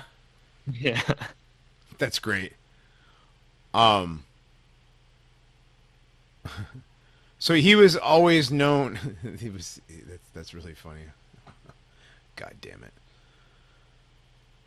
But anyway, so yeah, back to that. Don't tell me he's charming you too. Don't tell me he's charming you too. No. I was thinking. No, I was gonna get back to talking about his car for a second. Everybody always said that he drove. What was the car? Ann Rule said a brown Volkswagen Bug, right? Mm-hmm. And they have that in the museum. Is that the picture of the car that you guys keep posting pictures of? That's the Bug? Yeah, that's the Bug right there. Yeah. He would pick chicks up in a Volkswagen Beetle. Like, and a rusty one too, like the front's all rusted. Oh, I mean this is a modern day picture of it in the crime museum. It was still pretty beat up when he drove it. Yeah. But anyway, so eventually he did. I think when you buy one of those, it's beaten up, like fresh off the lot. But he did go to jail. He went to jail. His first conviction was March 1976 for aggravated kidnapping of Carol DeRanch, who was a victim. She didn't die, but she picked him out of a lineup. They said that he was lurking around in the high school auditorium,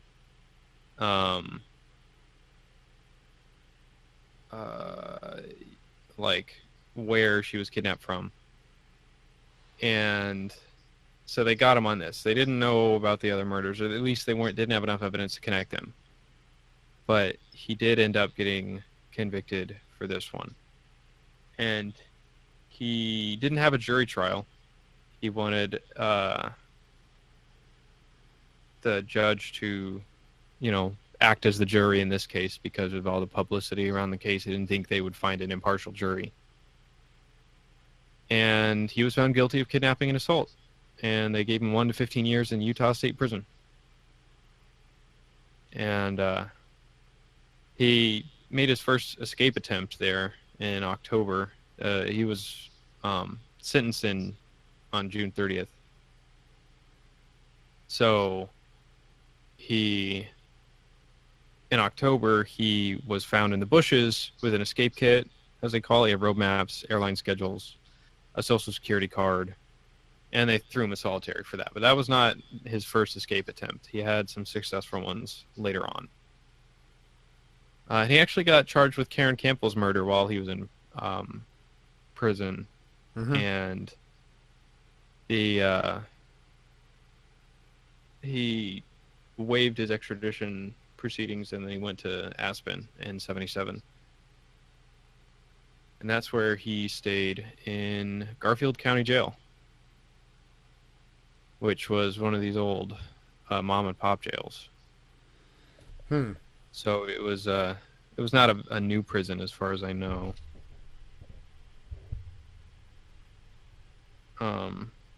It was like one of those ones where the jailer lived in an apartment connected to the jailhouse. And so it had that kind of hominess to it. And he wanted to be his own attorney there. He had control issues, just generally in his life, like emotionally, psychologically. He wanted to be his own attorney. He wanted to be the guy who was in control all the time, and he felt that he was smart enough to handle the case on his own. But it was probably also just kind of a clever plan of his, because he was a smooth talker his whole life. He knew how to butter people up, make good friends, that kind of thing.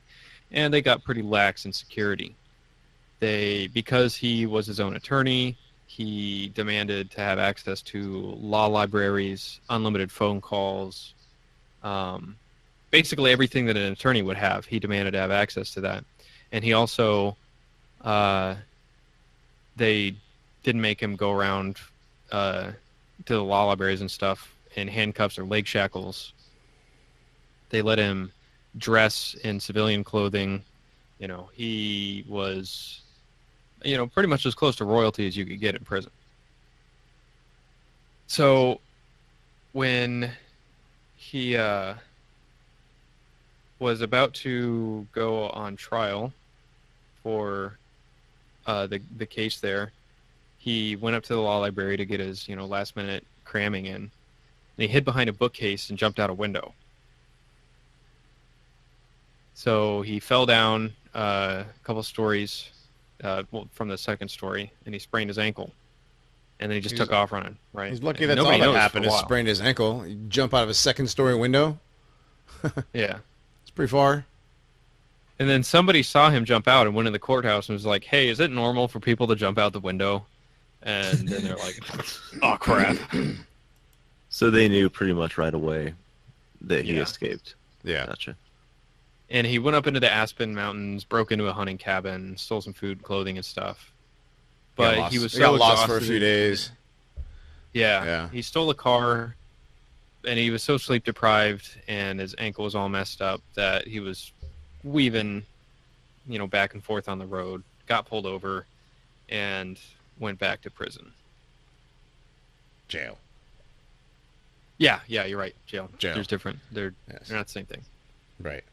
But he was in jail. Yeah, so he's in jail, but he said that after that he tried to use he tried to use his rights of discovery as his own attorney to he had planned, like he planned this thing. It wasn't just something was spontaneous. Like he was planning on doing this when he got to the that courthouse. particular escape, he planned it all out. Yeah, and which is again, he's a very, very sneaky man. So now he's in jail, and everybody's like, just fucking stay in jail, stop it. Your case is really thin. There's a bunch of pretrial motions that went in his favor, so he had a really good chance of getting an acquittal, and and he could have just been free. But no, not this guy. He was too smart for that. Yeah, he escaped again. He got a bunch of cash, about $500 smuggled in. He got a detailed floor plan of the jail, and he got a hacksaw blade, and he hid all this stuff, and he cut a hole in the ceiling that it was about a square foot, and he could replace it, so it was pretty flush, hard to tell that it was there. And then he started kind of fasting and didn't eat as much, so he lost a bunch of weight. And he would do practice runs where in the middle of the night he would crawl up there and crawl around, making sure the floor plans were right, checking out possible exits and everything. And he found one there was a tile he could remove that led into the downward into the closet of the jailer. And so one night he went up there and he waited and he listened for a while until he heard them talk about going to a movie, the jailer and his wife. So they left for a movie. He went down through it, stole some clothes, hid the guy's guns so that, just in case he came back in the middle of his escape here, it wouldn't be able to shoot him. And he left, and because he was staying up so late, he would often not eat breakfast when they dropped it off, and everybody at that point pretty much trusted him, which was stupid, but whatever. And so he had about a 15 to 17 hour head start because nobody checked in on him until he wasn't responding at lunch the next day. So he just stole a car and drove out to he got caught. I think that was where he broke down in the mountains, and he hitched a ride to Vail, which is just a city there, and got a bus to Denver, took a flight to Chicago, and went down to Florida. Yep. It was like 17 hours later before anybody even discovered that he was gone. He was already in Chicago by then. They took a train to Michigan, and no, he hadn't gone to Florida yet. From Chicago, he went to Ann Arbor, Michigan first. I don't think he stuck around. Oh no, that's right. No, that's where he stole a car. That's right. Drove to Georgia and then took the bus.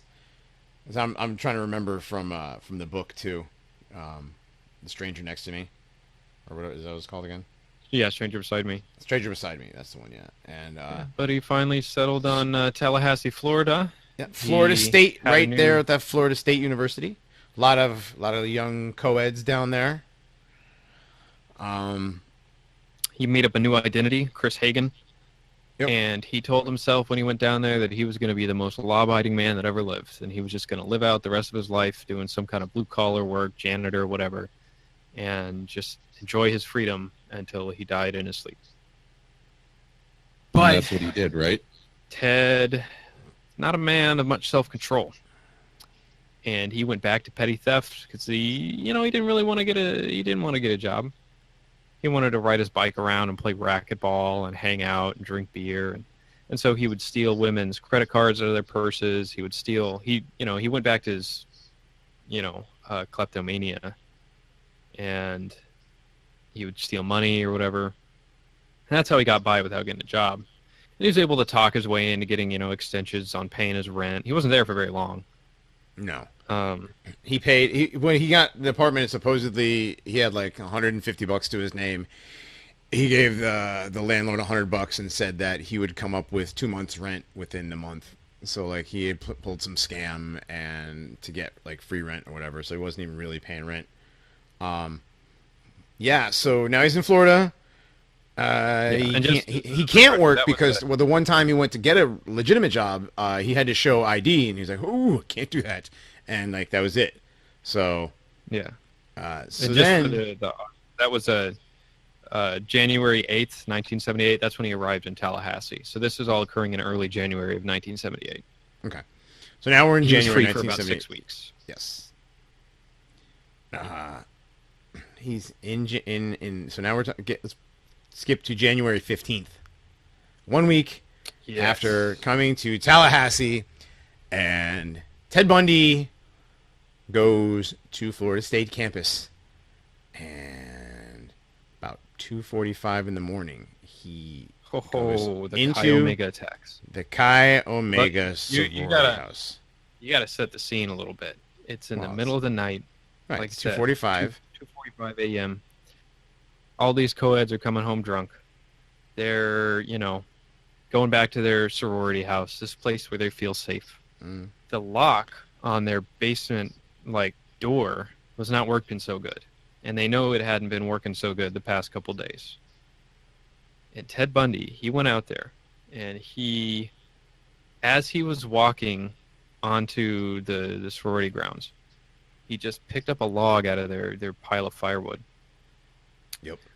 Walked in through the door, and between 2:45 a.m. and 3 a.m., he attacked 4 women, killing 2 of them, and escaped out. I don't think it was quite the front door, but he didn't go out the same place he came in. So Right, he like killed 2 berserker people mode. and brutalized 2 others. 15 minutes, and one person saw him leave. Right. She didn't even know what was going on. He did 3 in the house and 1 outside. He beat Margaret Bowman with the oak firewood, and then choked her out with nylon stockings. Mhm. Then he went into the room of Lisa Levy. Maybe not. Maybe it's just Levy. And beat her unconscious and strangled strangled her, tore one of her nipples, bit her butt cheek, I guess lacerating it, and sexually assaulted her with a bottle of hairspray. So the next room was Kathy Kleiner. Oh, these are all sorority girls. Of course they are. It's a Jewish sorority. He was doing the Lord's work. No. He broke into her room, broke her jaw, and deeply lacerated her shoulder. Oh, no, there were 4 in the house. And then Karen Chandler, who had broken jaw, loss of teeth, and a crushed finger. And then he left the house and attacked Cheryl Thomas and fractured her skull in 5 places and broke her jaw, dislocated her shoulder. She was left with, she was permanently deaf and had equilibrium damage, so it ruined her dance career. So they also found a semen stain and a pantyhose mask on her bed, and some hairs that were similar to Bundy's in, I guess, similar to the way his hair looked. So this was before they had a real, CSI, testing for DNA and hair and semen and shit, right? This is the 70s. They didn't have all that back then, right? Yeah, it was not anywhere near as sophisticated as they had now. Yeah. So this dude just, this is like, I'm going to be a good boy. I'm going to be a good boy. I'm going to be a good boy. I'm going to be a good boy. 7 days later. Less than a week. Yeah. Lord, I tried, but here I am up to my shit again. He literally, it's like a scene. This has to be where they made all the 80s slasher films from. They had to use this as the template. He broke into the sorority house and just beat to death, pretty much, or tried to beat to death all 4 of them. Actually killed 2. That's got to be the template for, the Friday the 13th murders or whatever. You know what I mean? It makes it. You gotta think though. This guy was biting off their nipples and Yeah. raping them. Biting off their nipples and raping them. The fiction. Yeah, they couldn't put that in the movie, But again,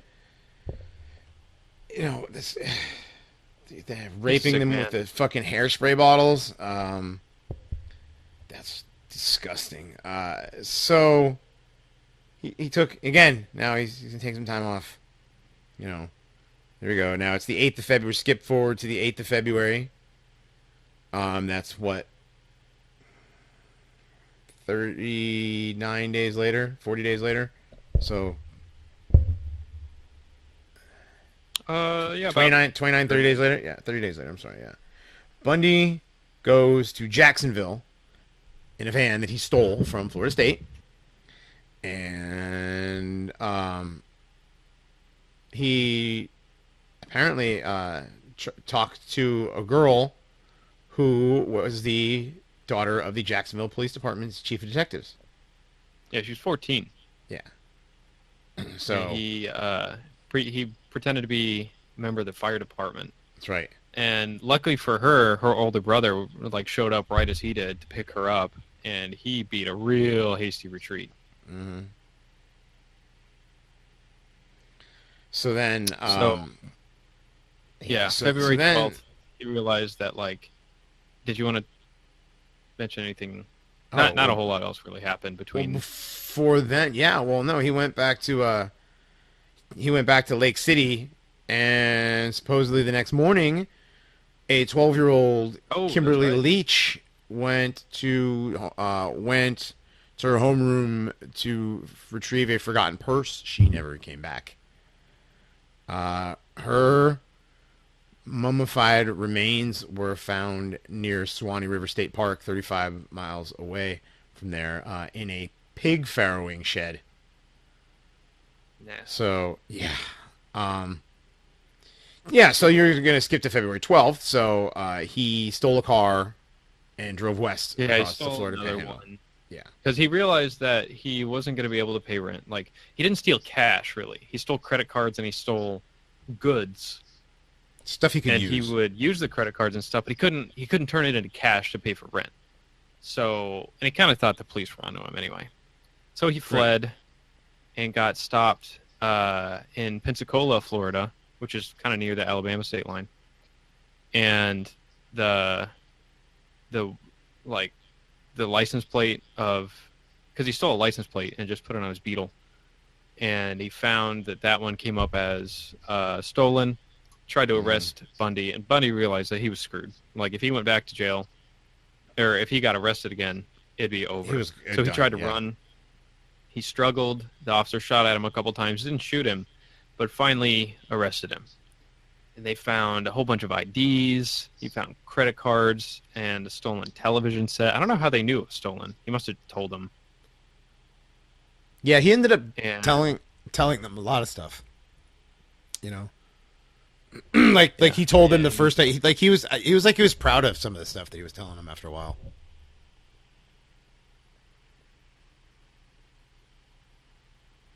yeah, and he said when he got arrested on the way there, he told the guy that arrested him, he was like, I wish you had just killed me. And of course, the dude didn't know who he was. He was just thought the guy was weird. No, he's got one of America's but- FBI's top 10 most wanted fugitives in his car. He had no idea. It's interesting that he also got basically caught in a random stop driving his bug. Kind of, again, it was the second time that happened to him. I bet he was like kicking himself about that. Yeah, he should have just been a better driver, I guess. That happens a lot with serial killers, though. I mean, I know he's not a serial killer, but after the Oklahoma City bombing, what was it, a busted taillight or something? No, it was expired tags, wasn't it? Yeah, something like, really? Oklahoma dude, you're City? gonna be doing this? Yeah, his car was license plates. He was McVeigh was driving without license plates. That's why he got busted. Yeah, he had no plates really, whatsoever guy? on a beat up fucking car, which is what makes part of this stuff about him suspect. But that's go back and listen to the Oklahoma City bombing episode with Musonius Rufus if you want to get into that. We're not giving you any spoilers, so go back and listen. But yeah, McVeigh had a fucked up license plate. This guy fucked up his driving and got pulled over for shitty driving. So now he's going to jail, and he's going to trial. So he's going to stand trial for the Chi Omega homicides in summer of '79. There was like 250 reporters from 5 different continents there, and it was the first nationally televised murder trial in the history of the United States. And then, in the history, I guess, first one televised nationally. I guess this when television first started getting big too in the late '70s. It Wow! was pretty much all for Ted at this point. Yeah, but what about the actual? What do you think about the actual televising the murder trial? What that might have to do with the media and anything else? Do you think there could be something like sinister to that at all? The fact that they televised the murder trial. I think that making that people that really get into watching this kind of stuff after a while, it's like, really, dude, you're watching another how this dude murdered his girlfriend and almost got away with it show. You know what I mean? I don't. I think Yeah, they it probably it just seems kind televise of. it because it probably gets a lot of viewers. Oh yeah, Yeah, it it's seems got, like kind of a the OJ pornography trial thing. Exactly, it's a pornography thing. Is kind of what I'm getting at. Murder porn, you know, is a thing. You know, people get addicted to porn. I'm sure you could get addicted to this too. You know, I think maybe this was, I don't know. Maybe you shouldn't televise fucking trials. I don't know. That's my opinion. Especially because it causes problems getting an impartial jury. Yeah, there's that too. But of course, Definitely. the fucking media, they gotta get their viewers. They gotta get that ad money. Yep. Get that revenue money there, boy. All right. So, first televised, huge court case, or murder case, I guess. You know. So there was 5 court-appointed lawyers, and now Ted wants to handle his own defense again, because nobody can do it like him. He basically sabotaged his entire life, basically, because he wanted to be the boss. He was in charge. I'm in control here. Yeah, right. And then he ended up crashing his trial, his defense with With no survivors, not even him. Yep. Yeah, he was executed. What was it? It was 86 or 89. They gave him the chair. Yeah, January 24th, 1989. He's 42 years old, and people were having a party right across the street. Yeah, I think you can actually find the pictures of him after they executed him as well. Oosh. Yeah, it's pretty. He looks pretty messed up from it because you know, got the chair and all that. Really? There's pictures of him after he's dead? That's my Yeah, Yeah, his head's all shaved. He's got a big scar. That's it pretty doesn't look macabre. anything like him, and I know it's So, something we talked about. Let's get to that. before. Let's get to that later though, because we haven't even gotten to his trial, and you're telling Right. people he got executed. Well, it's I mean, I spoiler don't know, alert, like- he's been dead for 28 years. I know. So I right. don't know. So I mean, so he took wasn't killing anybody during the trial, so it's like, right. So during the trial, he had, like I said, he had 5 attorneys, but he decided to represent himself. They offered him a 75-year firm plea bargain, 75 years, and you know, because they were fine with the deal, the prosecutors were, because you know, there's a good chance that they could actually lose, because some of the evidence could actually, you know, disintegrate or just go away or whatever. You know, the evidence might not be true or factual.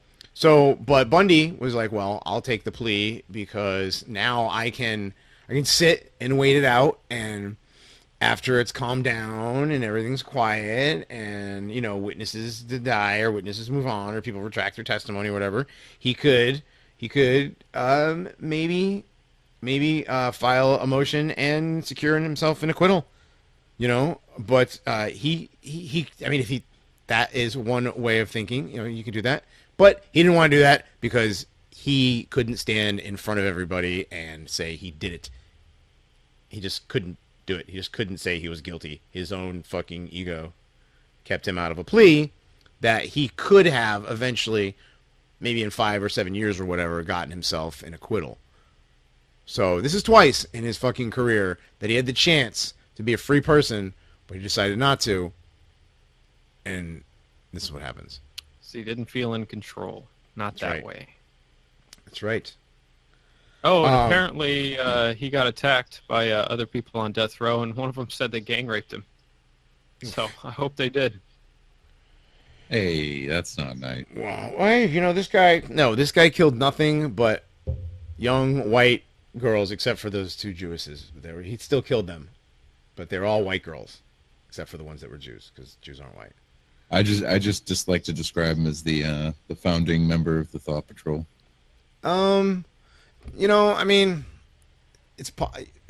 I guess that's an edgy way of looking at it, guy. Brad. No, but he literally he's a complete disgusting human being. All right, don't do that. I'm glad he's dead. Yeah, so during his trial, So he had one trial for the Chi Omega house. Then he had a second trial for Kimberly Leach. He was found guilty a second time. Oh, so the first one. So the jury didn't even deliberate like that long at all. So because there was just such evidence that he was actually at the Chi Omega house. The other incriminating physical evidence was the impressions of the bite wound that he had left on Lisa Levy's left buttock, which matched exactly to the castings of his teeth. So the jury, the guards had to like physically restrain him in his cell because he refused to give them his bite mark. Mm-hmm. Yeah, it doesn't make him sound guilty or anything. No. So the jury deliberated really quickly. I mean, for a jury, 7 hours. I guess it's fairly quick. For the Bowman and Levy murders, 3 counts of attempted first-degree murder for the 3 assaults, and 2 counts of burglary. And he was imposed death sentences for the murder convictions.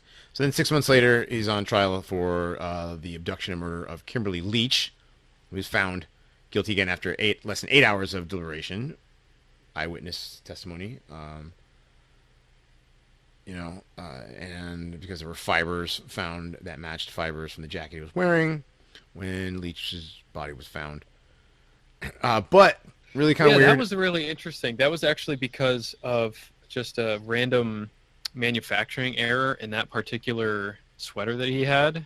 Made it so much easier to match to him. Like just a complete stroke of luck. Just some random error. He bought like a sweater at Ross instead of from Macy's, and he got the messed up one. The irregular or whatever. Right? In manufacturing error. That's how they got him. Yeah. Yeah. So while he was getting, what do you call it? After the conviction, they give you the sentence. At the sentencing, thank you. At the sentencing, he basically took advantage of this weird law, providing that a marriage declaration in court in the presence of a judge is constituted a legal marriage.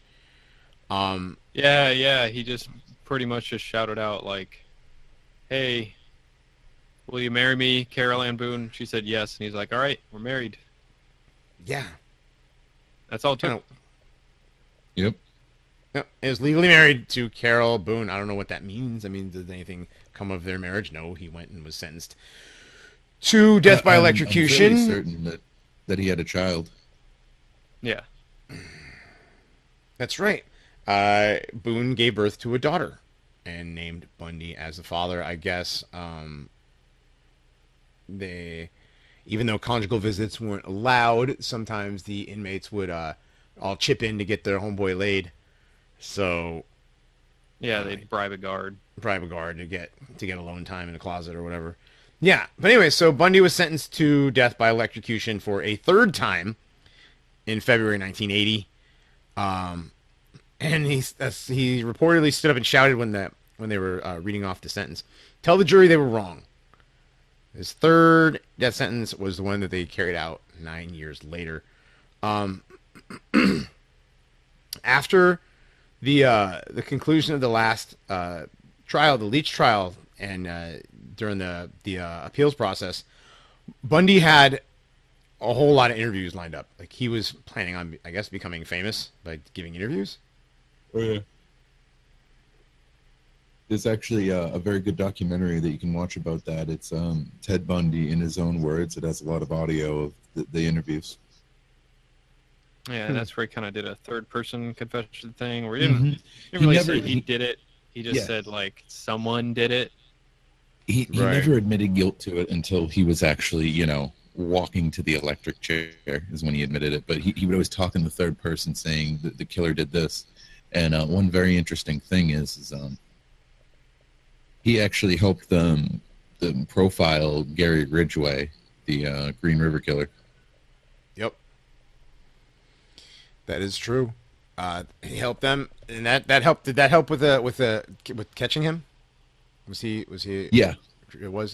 So they basically used They fought fire with fire. They used the mind of a Right. serial killer to kind of figure out The who original Gary Dexter. Ridgway was. Ted Bundy, the original Dexter. When you Yeah. get Hannibal Lecter, not Dexter.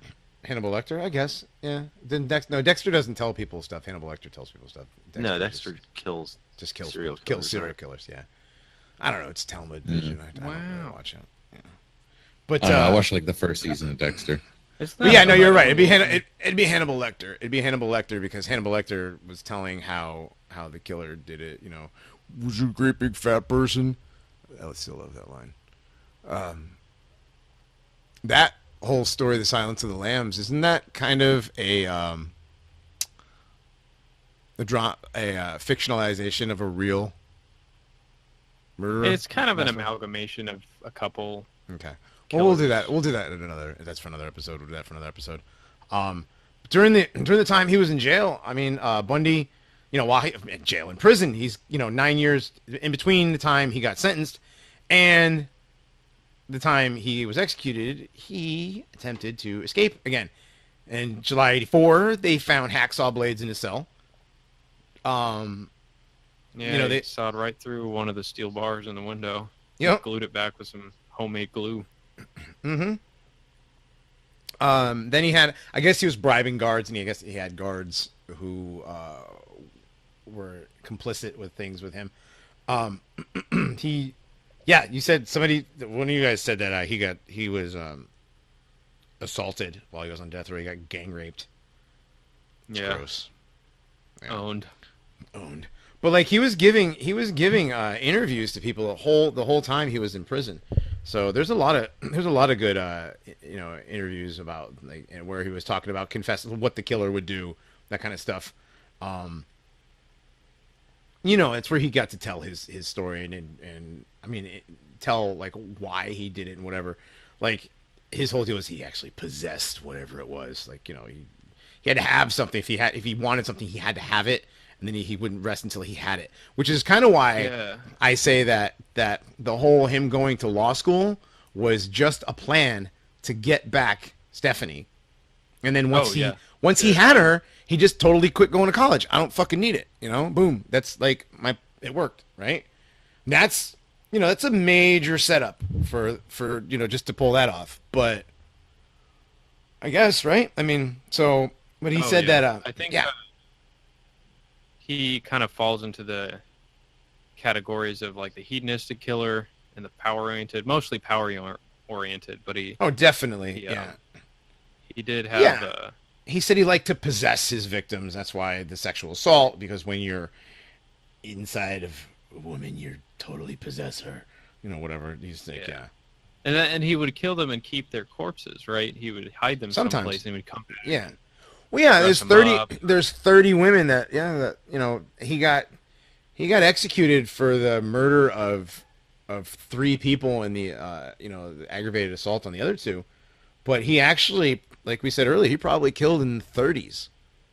That's a lot of dead girls, and that we know, I mean that he's technically confessed to. So it's a lot. It's a lot. There was a lot of things with appeals. He exhausted all of his appeals. He ended up confessing to all the Washington and Oregon homicides. He knew he was gonna die, so like he just started doing all this confessing. And he was a very organized and calculating criminal. He knew all about law enforcement methodology and whatever, so like he was able to stay on the lam and free for a long time. So not to mention the fact that he did it all the way across country when he did the killings. He didn't do them all in the same spot. I mean, he did a lot of them in the Northwest, but like he didn't do them all together. So, and he could have gotten away with all that had he just done a couple things different. Had it just had some self-control, but he didn't. Yep. Thoroughly disgusting. Yeah. I mean, there's estimates that he's killed over 100 people. So that's women. Yeah, that's kind of hard to tell. Yeah. He said, he told a guy, Hugh Ainsworth, that for every murder that was publicized, there was one that was not. So when the FBI said it was like 36, he said, yeah, add one digit to that and you'll have it. But some years later, he said it was 35, and then, he didn't even know how many he killed, or like it just... Yeah, he was also a compulsive liar, you know? Right. So what they have is a summary of about 35. So we'll say 35. He killed 35 girls between 1973 and 1978. Again, there was some earlier ones that could have been him, the 8-year-old girl. When he was 14, 8-year-old girl. There were flight attendants.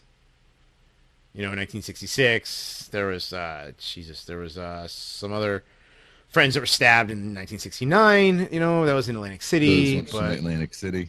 Yeah. So I mean, he did go to Philadelphia, and he did, supposedly kill. Who knows? I mean, and then there's Burlington, Just think Vermont. about how many more could have been if he never like got sloppy and started goofing up a little bit. He had a really good quote about that. It goes like this: you learn what you need to kill and take care of the details. It's like changing a tire. The first time you're careful, by the 13th time you can't remember where you left the lug wrench. Huh. Well, I think sloppy. that's a good way to close this one out. We're at like an hour and like an hour and 10 in this second hour. This is a good one, man. Ted Bundy was a really disturbing, disgusting man. He killed a lot of white girls and some Jews. Yeah, rest in piss. Yeah, rest in piss there, you son of a bitch. Fuck. There's a special place in hell for people who do stuff like that, that's for sure. Anybody got any? I hope Aleister Crowley is fucking him in the ass in hell. And I hope Satan's fucking Alice. I hope they're both getting fucked. No, is there any way? Yeah, I hope they're both getting fucked in the ass. I hope nobody's getting a lucky Pierre out of this. Okay, so, all right. No, again, that was a dead joke. Wow, nobody's getting a lucky Pierre. Nobody. I thought it was funny. You were just doing it to be. You're not laughing to be a dick. Thanks, Scott. I laughed with the push to talk button off. I'm sorry. Oh. Yeah. So, all right. We'll leave it at that. He was a disgusting, dirty human being. He killed a lot of girls. We'll come back next week with something not so disturbing, hopefully. What's next week again? We'll discuss that when nobody can hear us. So, Bradshaw, you've got another creepypasta for us for tonight? Yes, tonight's creepypasta is called Julia Was a Clever Girl. Right on.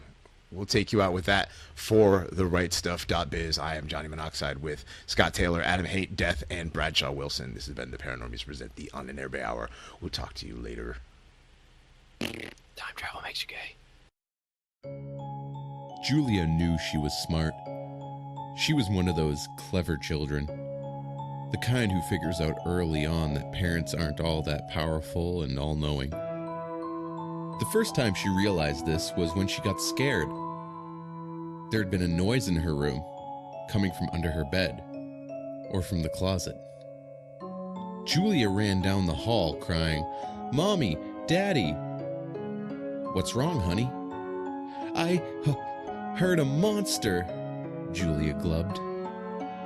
She expected them to comfort her, or roll their eyes, or get annoyed.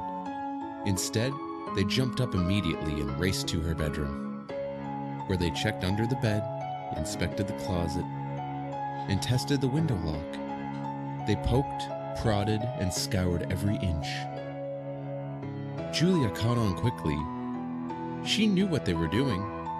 By taking her fears so seriously, they were showing their little girl that she was safe and loved. They had probably read about it in some book. But the lesson Julia learned was that she had power. Thereafter, waking her parents became a nightly event. Julia would scream and cry. They would rush into her bedroom, and Julia would hide her grin behind her tears. But not once did they ever complain. One night she could stand it no longer, and she burst out laughing when Daddy fell down while examining the light fixture, as if a monster could fit up there. "What's so funny?" he asked, rubbing his backside. "You! Julia smirked. "You always believe me." Daddy wasn't angry. He just looked at Mommy.